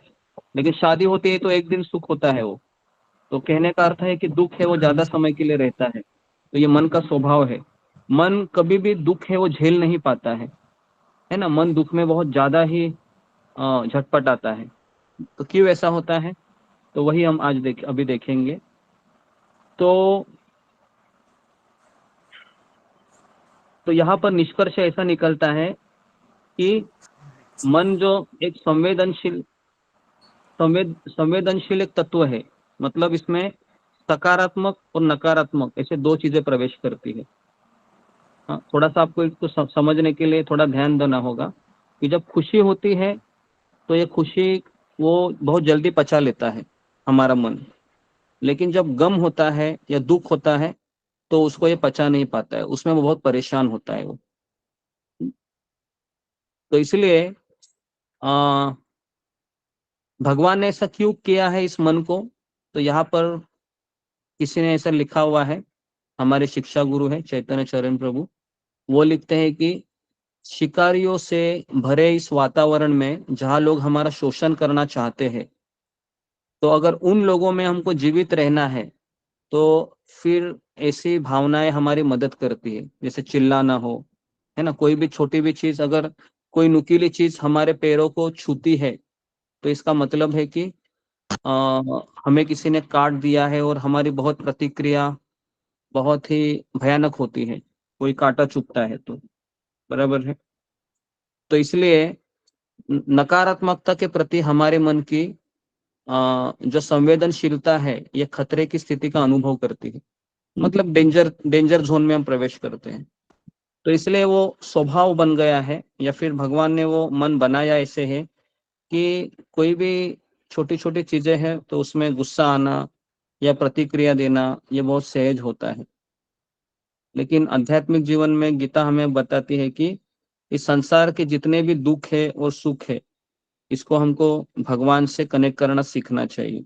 तो मेरा भी सवाल है कि कैसे हम दुखों में क्या सोचे जिससे मेरा दुख कम हो, और सुख में मैं ऐसा क्या सोचूं कि जिससे अहंकार को प्राप्त ना हो, और दुख में मैं डिप्रेशन में ना जाऊं।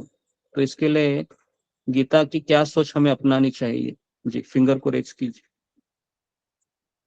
हाँ जी, घनश्याम अग्रवाल। हरे कृष्ण प्रणाम प्रभु। दुख और सुख, दुख जो है और सुख जो हमारे परमारथ से आते हैं, तो हमें यही सोचना चाहिए, जैसे आपने कुछ दिन पहले बताया था कि भाई हमारे आए हैं ये चले जाएंगे भगवान ये तो, और हम भगवान हमारे साथ रहेंगे, और हम सुख जो भी सुख में हर्ष नहीं होंगे, दुख में दुखी नहीं होंगे। ओके, नेक्स्ट सुमन मेहता।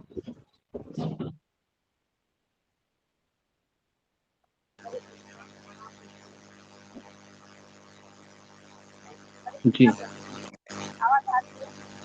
बहुत कम आ रही आवाज।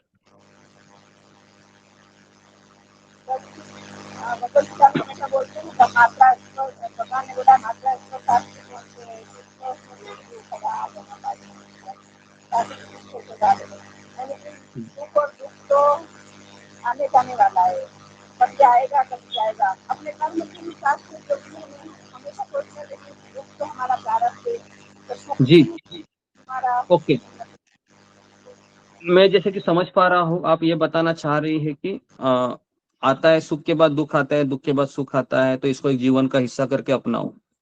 लेकिन हम इससे भी ऊपर की सोच में एंट्री करना चाहते हैं कि गीता हमें क्या बताती है, क्या एग्जैक्टली सोच होनी चाहिए। जी, भावना सुनकर।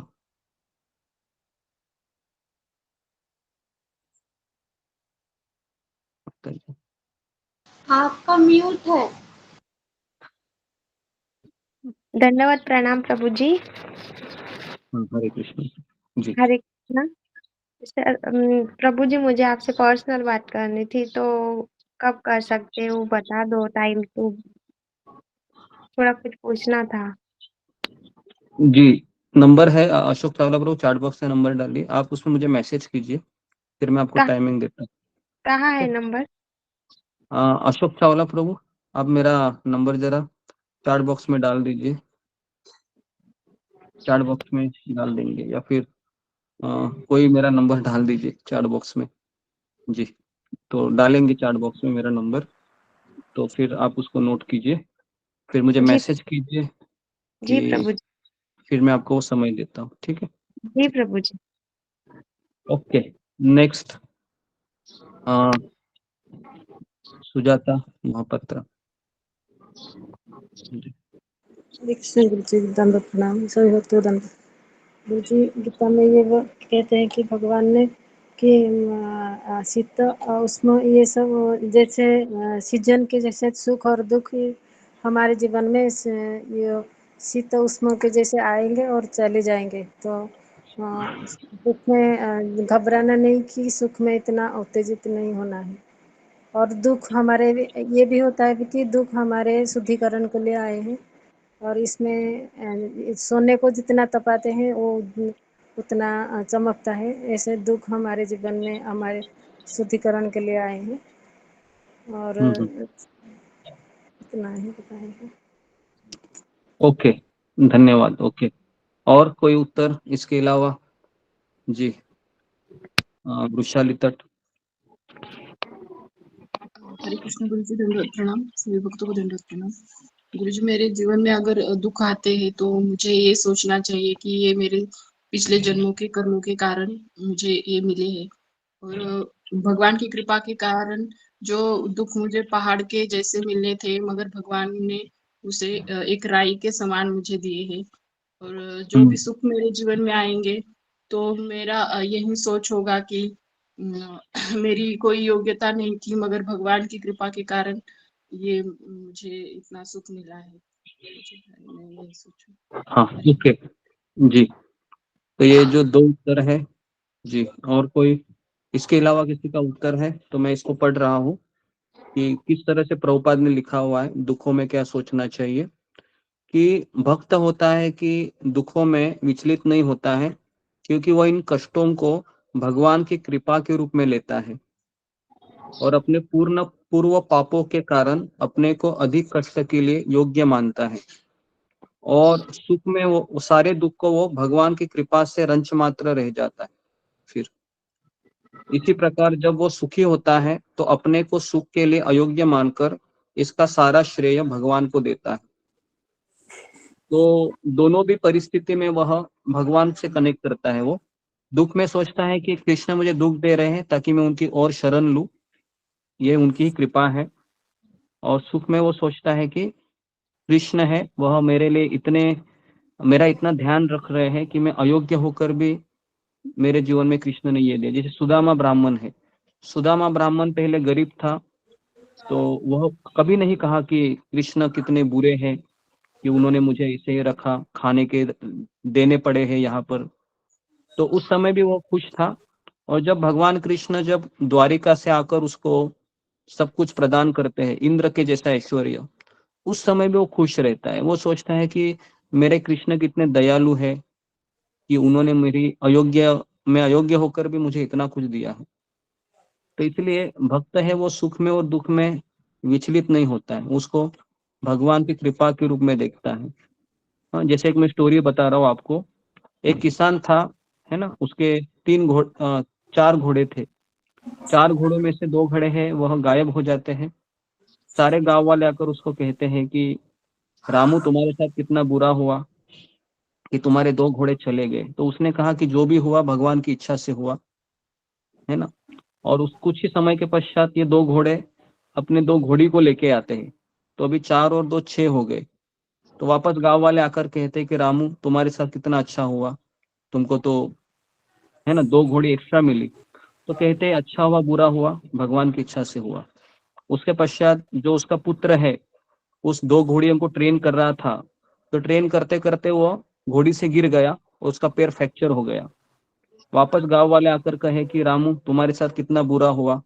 रामू ने कहा जो हुआ भगवान की कृपा है, भगवान की इच्छा है, इस तरीके से बोलकर फिर अचानक उस राज्य पर आक्रमण हुआ। और फिर हुआ ऐसे कि जितने भी जवान लोग थे सबको भर्ती कराया गया, लेकिन रामू का बेटा भर्ती नहीं हुआ क्योंकि वो अपाहिज था। तो वापस गांव वाले आकर कहे रामू के पास कि तुम्हारे पास तो बहुत अच्छा हुआ, तुम्हारा बेटा तो बच गया। तो कहता है कि अच्छा हुआ बुरा हुआ सब भगवान की इच्छा से। तो ये सब चीजें है ना, ये सब चीजें हमें जीवन में देखनी चाहिए कि समय मेरे लिए क्या मेरी प्रतीक्षा कर रहा है। कभी कभी हम इतना विचलित हो जाते हैं कि वर्तमान में हम बहुत एजिटेट हो जाते हैं। शायद कृष्ण भविष्य के लिए बहुत अच्छा प्रसंग मेरे सामने रख रहे हैं। तो अभी जो दुख है वह कृष्ण हमारे लिए बहुत सुंदर एक अवसर के रूप में शायद लाएगा। तो हमको उस दृष्टिकोण से देखना चाहिए। ये नहीं सोचना चाहिए कि जैसे गांधारी ने किया भगवान के साथ। गांधारी ने क्या किया भगवान के साथ? तो गांधारी ने भगवान को शाप दे दिया, है ना, उसके 100 पुत्र मारे गए। तो वैसा नहीं करना चाहिए हमें। तो भगवान क्यों कर रहे हैं इसका कोई कारण होता है, तो हमें समय की प्रतीक्षा करनी चाहिए। तो समय हमें वो रिवॉर्ड देने वाला होता है। तो भगवत गीता हमें यही सिखाती है। जैसे अभी अर्जुन है बहुत हताश है पहले अध्याय में, लेकिन अर्जुन हताश होकर नहीं रहा और ना भगवान ने दुर्योधन को सुधारा, ना भगवान ने पितामह भीष्म को सुधारा। भगवान ने अर्जुन को कहा कि युद्ध तुम्हें लड़ना है, मैं तुम्हें दिशा दिखाऊंगा, तुम्हें चलना है। तो हम भगवान के पास कभी ये सोचकर नहीं जाना चाहिए कि मेरे लिए कृष्ण सारा युद्ध है वह बदल देंगे। नहीं, कृष्ण हमें केवल गीता दिए हैं, चलना हमें है, युद्ध हमें करना है ना। तो यही हमको गीता सिखाती है। ठीक है, तो यहाँ पर मैं रुकता हूँ। कुछ प्रश्न है, 5 मिनट है हमारे पास, जो किसके बचे हुए प्रश्न थे तो आप हरे कृष्णा प्रभु। हरि बोल। हाँ जी प्रभु जी, हरे कृष्णा। हाँ हरे कृष्णा, बोलिए प्रभु जी, कुंती महारानी का उदाहरण है। कुंती महारानी भगवान को दुख मांगती है क्योंकि भगवान को हर रोज याद आना चाहिए। हाँ जी जी जी जी बराबर है, लेकिन हम कुंती महारानी के जैसे महान व्यक्तित्व तो नहीं है। हमें तो हाँ थोड़ा दुख होने के बाद हम भगवान के पास जाते कि नहीं? आप जाते हो कि नहीं? नहीं जाते हैं? चाहते। हाँ, फिर तो इसके लिए ये जो उदाहरण है कुंती महारानी का, ये बहुत बड़ा उदाहरण है। शायद मैं तो उस योग्य नहीं हूँ, है ना। तो अभी हमारा सब कुछ अच्छा चल रहा है, लेकिन अगर आपको मैसेज आ जाए कि आपका जो घर है ना, वह सरकार के लोग आएंगे और ले जाने वाले हैं, तो आपको तुरंत शॉक लगेगा, अरे ये क्या हो रहा है मेरे साथ। बराबर शॉक है। लगेगा, अटैक हाँ, आएगा, टेंशन आएगा। तो इसके लिए हम अभी तक उस लायक नहीं है। ओके, नेक्स्ट कविता भगत माता जी।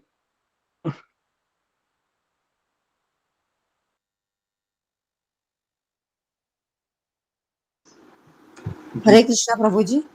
हरे कृष्णा प्रभु जी। हरे हाँ, मेरे घर में मतलब अभी रिसेंटली ऐसा हुआ है, मतलब हुआ था, मेरा एक्सीडेंट हो गया था ना, तो सब बोल रहे थे कि अरे अभी तू अच्छी थी, तो कैसा क्या हो गया, कुछ तो भी तेरे पीछे लग गया है, ऐसा हो गया। मैं बोली ऐसा कुछ नहीं रहता है, देखो ये सब कुछ होता है, ये भगवान के ऊपर ही रहता है। सुख दुख अगर अपने जीवन में आएंगे नहीं तो जीवन चलेगा नहीं। सुख दुख दोनों आते ही रहते हैं, सुख में भी खुश रहो, दुख में भी खुश रहो। तो भगवान मतलब जो भी अपन करते हैं, भगवान नहीं करता है, अपन नहीं करते हैं, भगवान को पता रहता है कि अपन क्या कर रहे हैं क्या नहीं। तो इसमें दुखी होने वाली कुछ चीज नहीं है। मतलब मेरा हाथ का एक्सीडेंट हो गया, उसमें ये डाले, क्या बोलते, प्लेट डाले हैं, और उसके ठीक 1 महीने बाद में मेरे यहाँ वास्तुक था। मतलब 1 महीने पहले मेरा एक्सीडेंट हुआ, 1 महीने बाद में वास्तुक था। सबको लग रहा था कि बोले कि कुछ तो भी हो गया है, तुम्हारे पीछे कुछ लगा है, क्योंकि उसके ठीक 1 महीने बाद मेरे हस्बैंड का एक्सीडेंट हुआ, तो उनके पैर में मोच आ गई, तो वो भी 2-2.5 महीने घर में थे। सबको ऐसा लगता कि इनके पीछे कुछ लगा हुआ है, ये लोग बराबर करते नहीं। मैं बोली नहीं, ऐसा कुछ नहीं है, जो अपने कर्म है पिछले जन्मों के, वो अपने को मिल रहे हैं, बस मुझे ऐसा लगता है। तो उसमें दुखी होने वाली कुछ बात नहीं, ऐसा लगा प्रभु जी में, मतलब जी जी मैंने जी ऐसा जी सोचा। जी जी तो धन्यवाद। मतलब ठीक है क्या गलत है? हाँ नहीं, सही सोच है। अगर हम अपने दुखों को हमारे कर्मों को भी जिम्मेदार ठहराते हैं तो वो भी सही है ना। जी जी जी धन्यवाद। नेक्स्ट रागिनी सखी माता जी। हरे कृष्णा प्रभु जी। प्रभु जी, मैंने एक वो ये पूछना था जपा के बारे में कि प्रभु जी, हम सुबह 4 बजे यहाँ से जाते हैं, मंगला आरती में जाते हैं। पास में तो नहीं है मंदिर, आधा घंटा लगता है। तो प्रभु जी वहां जाते हैं तो हमारी गाड़ी में ना 4 माला हो जाती है, और माला फिर वहां पर 4 माला वहां पर बैठकर करते हैं मंदिर मंगला होने के बाद। फिर 2 माला फिर आते टाइम हो जाती है, तो 10 माला हो जाती है प्रभु जी। तो आप जैसे बताते हो जपा टोक में मैंने सुना आपका कि बैठ करके माला करनी चाहिए, एक जगह 4 से 6, तो वो ही माला वो सही होती है। तो प्रभु जी ये ऐसे माला मानी जाएगी, आके फिर बच्चों का करना पड़ता है, 6 बजे 7 बजे उनको भेजना है, फिर 6 बैठ के हो जाती है, 6 या 10 हो जाए उस टाइम बैठ के भी हो जाती है। और प्रभु जी कोशिश मैंने कई बार की कि मंगला छोड़ देते हैं, पर हमसे 7-8 साल हो गए प्रभु जी, हमें लगातार मंगला में जाते हुए, तो वो छूट भी नहीं पाता कि हम बैठ कर माला कर लेते हैं। तो प्रभु जी क्या करें, मेरे तो वो संतुष्टि वो पता ही नहीं चल रहा कि ऐसे करना चाहिए, कैसे करना चाहिए। पहले तो हमें ये समझना चाहिए कि मैं अभी परिवार में बंधा हुआ हूँ, बंदी हुई हूँ, तो मेरे पास उतना समय नहीं है। ठीक है, तो कई बार ऐसे होता है ट्रैवलिंग में अगर आपकी माला हो रही है तो उसका कोई फायदा नहीं है इतना आप सुबह उठने के पश्चात भी, है ना। तो अगर आप मुझे बताना चाहोगे तो मैं इस समय यही रिकमेंड करूंगा कि 6 दिन आप घर में बैठकर जपा कीजिए और 1 दिन मंदिर जाइए। आई बात पर समझ में? हो ही नहीं पाता, घर पर फिर हो ही नहीं पाती वो टाइम, कभी उठने का वो टाइम ही नहीं होता। वो 4 बजे उठते हैं, फिर 5 बजे उठते हैं, चलो 5:30 बजे उठ जाएंगे, नहीं, ऐसे इसके होता है। लिए और वहां नहीं, इसके लिए जाना होता है हाँ, तो इसके टाइम बना रहता है, एक शेड्यूल बना रहता है। वो बात समझ में आ रही है मुझे, लेकिन हमारे यहाँ पर भी जपा सेशन होता है, ऑनलाइन सेशन। तो हमारे भक्तगण 4 बजे हाजिरी लगा ही देते हैं। 50 लोग आते हैं सुबह 4 बजे, है ना, हाँ जी। माला करते हैं। अभी इनके पास तो कोई इस्कॉन मंदिर भी नजदीक नहीं है, लेकिन ट्रेवलिंग में आधा घंटा जा रहा है तो कोई मतलब नहीं है, क्योंकि सुबह का समय बहुत इंपॉर्टेंट होता है। आधा घंटा ट्रैवलिंग में जा रहा है तो फिर आधे घंटे में 4 माला हो जाती है। और वो जो एक जगह पर बैठे हुए माला करनी अच्छी होती है ना। तो कई बार हम चाहते हैं कि कैसे तो हम अपने रूटीन को बनाए रखूं, मंगल आरती हमने 6 साल 7 साल से कर रहे हैं, लेकिन हमें ये भी पता होना चाहिए कि इतने सालों के पश्चात मेरे जपा में कुछ इम्प्रूवमेंट आया है क्या, ये सवाल भी पूछना चाहिए ना। या बस ऐसे ही अपने मन को तसल्ली देने के लिए बस मैं इतने सालों से कर रही बाबू हूँ जी वहां से बस। 6 बजे आ जाते हैं, जैसे बच्चों की छुट्टी होती है शनिवार इतवार, तो बैठकर आराम से फिर 16 माला भी कर लेती हूँ बैठ करके एक जगह पे। 6 से 7:30 बजे तक हो जाती है। तो हाँ ठीक है, अभी मुझे पता नहीं है, लेकिन अगर ये आपको लॉन्ग टर्म के लिए अगर मैं आपको बोलूँ तो 16 माला है ब्रह्म मुहूर्त पे, 4 से 6 बजे। 6 बजे सूर्योदय होता है, तो सूर्योदय के पहले अगर आप बहुत अच्छे से ध्यानपूर्वक माला करती हो तो उससे हमारा ज्यादा कंसंट्रेशन लेवल बढ़ता है। मंगल आरती के समय भागा दौड़ करेंगे आप, इधर जाओ उधर जाओ, बाद में बहुत कभी कभी प्रेशराइज फील भी होता है, अरे 5 मिनट लेट हो गया, मेरा मंगल आरती मिस हो गया, ये हो गया वो हो गया। तो ये सब चीजें भी जी होती है, तो उससे हमारा माइंड और परेशान हो जाता है, शांत होने से जगह और परेशान होता है। तो ये भी हमको सोचना चाहिए। ठीक है, ठीक है बाबू। Okay. Hare Krishna. Next question, Mahesh Panchal.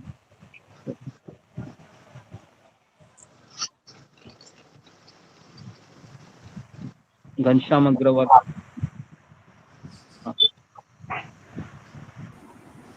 गुरुजी हरे कृष्ण गुरुजी, और मैंने भगवान अपना गुरु पुराण पढ़ लिया था।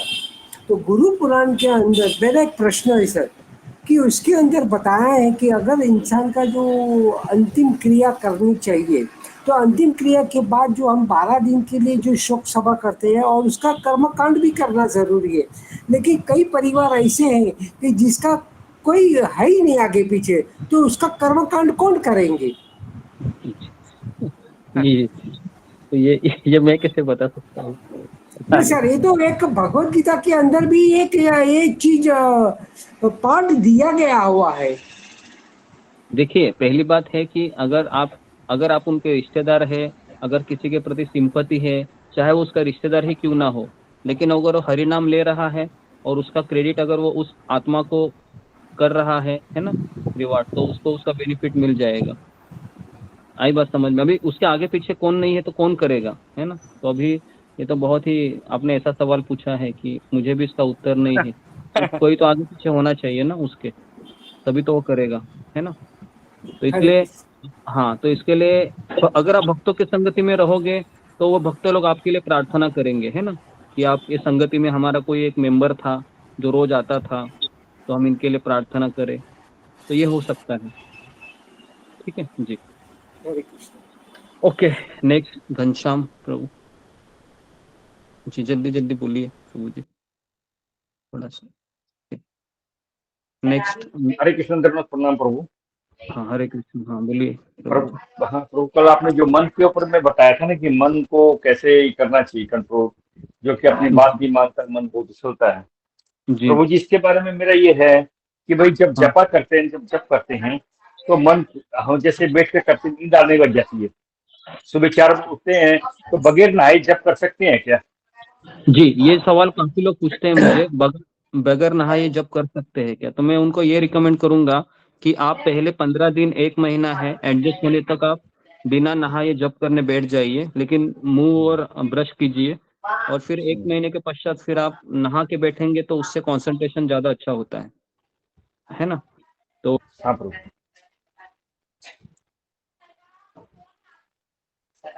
ठीक है। वॉइस नहीं आ रही गुरुजी। तो फ्रेशनेस फील नहीं होगा। ठीक जी। ओके, मेधा सिंह। हरे कृष्णा गुरुजी, दंडवत प्रणाम। गुरुजी, मेरा ये सवाल है कि जैसे आपने बताया कि मन दुख और सुख आता है तो भगवान की कृपा माननी चाहिए, अपने कर्म मानना चाहिए, तो वो हम लॉन्ग टर्म में सोचते हैं, मतलब दुख रहता है लंबे टाइम तक तुम सोचते हैं तो उस समय आराम मिलता है, लेकिन इंस्टेंट जब कुछ आता है उस मोमेंट पे बहुत तेज गुस्सा आता है, उस समय एकदम कंट्रोल नहीं हो पाता है, तो हाँ उसके लिए थोड़ा जी। सा बता दीजिए। और ये भी है कि जब अच्छा मूड रहता है, मतलब टाइम अच्छा चल रहा होता है, तो उस समय उतना गुस्सा नहीं आता है, और कभी जब बुरा समय चल रहा होता है तो थोड़ी ही बात पे बहुत तेज गुस्सा आ जाता है, या मतलब उस समय ये सब मतलब नहीं समझ में आता है क्या करना है, उसके लिए प्लीज बताइए गुरुजी। पहले तो हमें ये पता होना चाहिए कि मैं कौन हूँ, ये पहला क्वेश्चन है। ये अगर क्लियर जी नहीं है जी तो फिर हम जी हमेशा विचलित रहेंगे। पहले तो जी ये समझना चाहिए कि मैं एक आत्मा हूँ, यहाँ पर मैं अपने कर्मों को अपने परिवार के साथ निभा रहा हूँ, जो भी इनके साथ जी मेरे कर्म कनेक्टेड है। तो यहाँ पर मन लगाना नहीं है। अगर यहाँ पर आप मन लगाओगे तो दुख ही मिलेगा, पहली जी बात है ना। ये परिस्थिति मेरे हाथ में नहीं है। जी परिस्थिति तो समय के प्रभाव से आएगी और जाएगी, बराबर जी है। और जी कभी खुशी आएगी तो आप बोलो हंसोगे, और फिर बाद में रोओगे। तो इसलिए हमें केवल यहाँ पर अपने कर्तव्य करने ऐसा ही मूड रखना चाहिए, परिवार में भी, और जी मन हमें कृष्ण में लगाना चाहिए। जी तो इससे फिर काफी चीजें हल हो सकती है। हमारा उल्टा जी होता है, हम मन जी परिवार में लगाते हैं और शरीर कृष्ण को देते हैं, जी मैकेनिकली, जी है ना। तो इसके लिए यहाँ जी पर गड़बड़।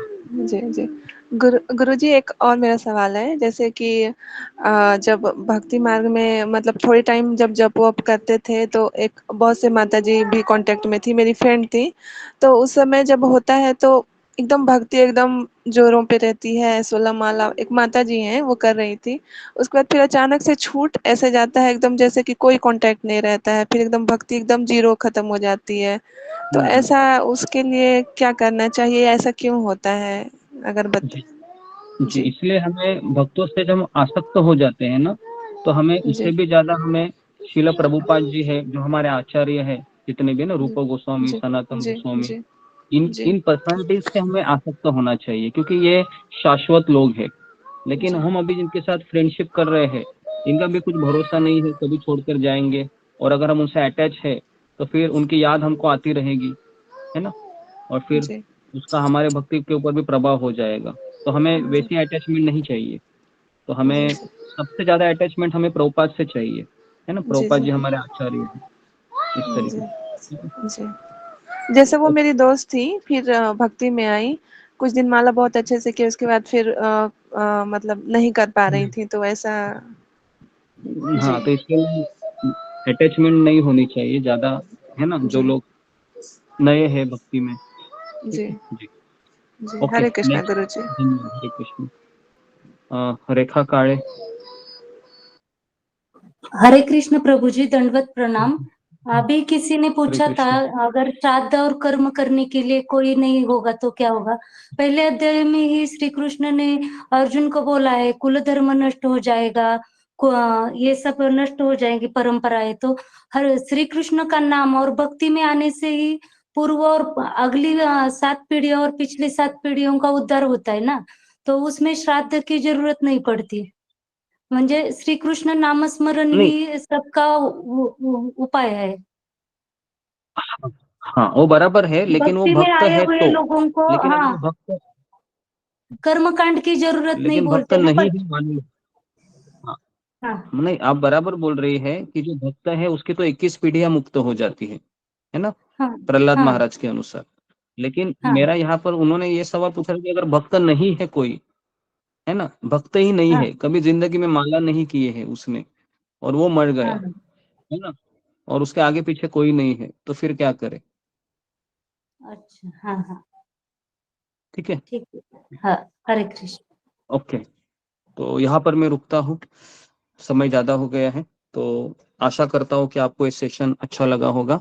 अगर आपके कुछ सवाल है तो ये नंबर मैंने दिया है चैट बॉक्स में, उसको आप नोट कीजिए और उसमें मैसेज कीजिए। अगर आपको मेरे से कुछ बात करनी है तो फिर मैं आपको रिप्लाई दे दूंगा। ठीक है, तो आप सबका बहुत बहुत धन्यवाद। श्रील प्रभुपाद की जय। ग्रंथराज श्रीमद् भगवद गीता की जय। हरे कृष्ण प्रभु जी, हरे कृष्ण प्रभु जी।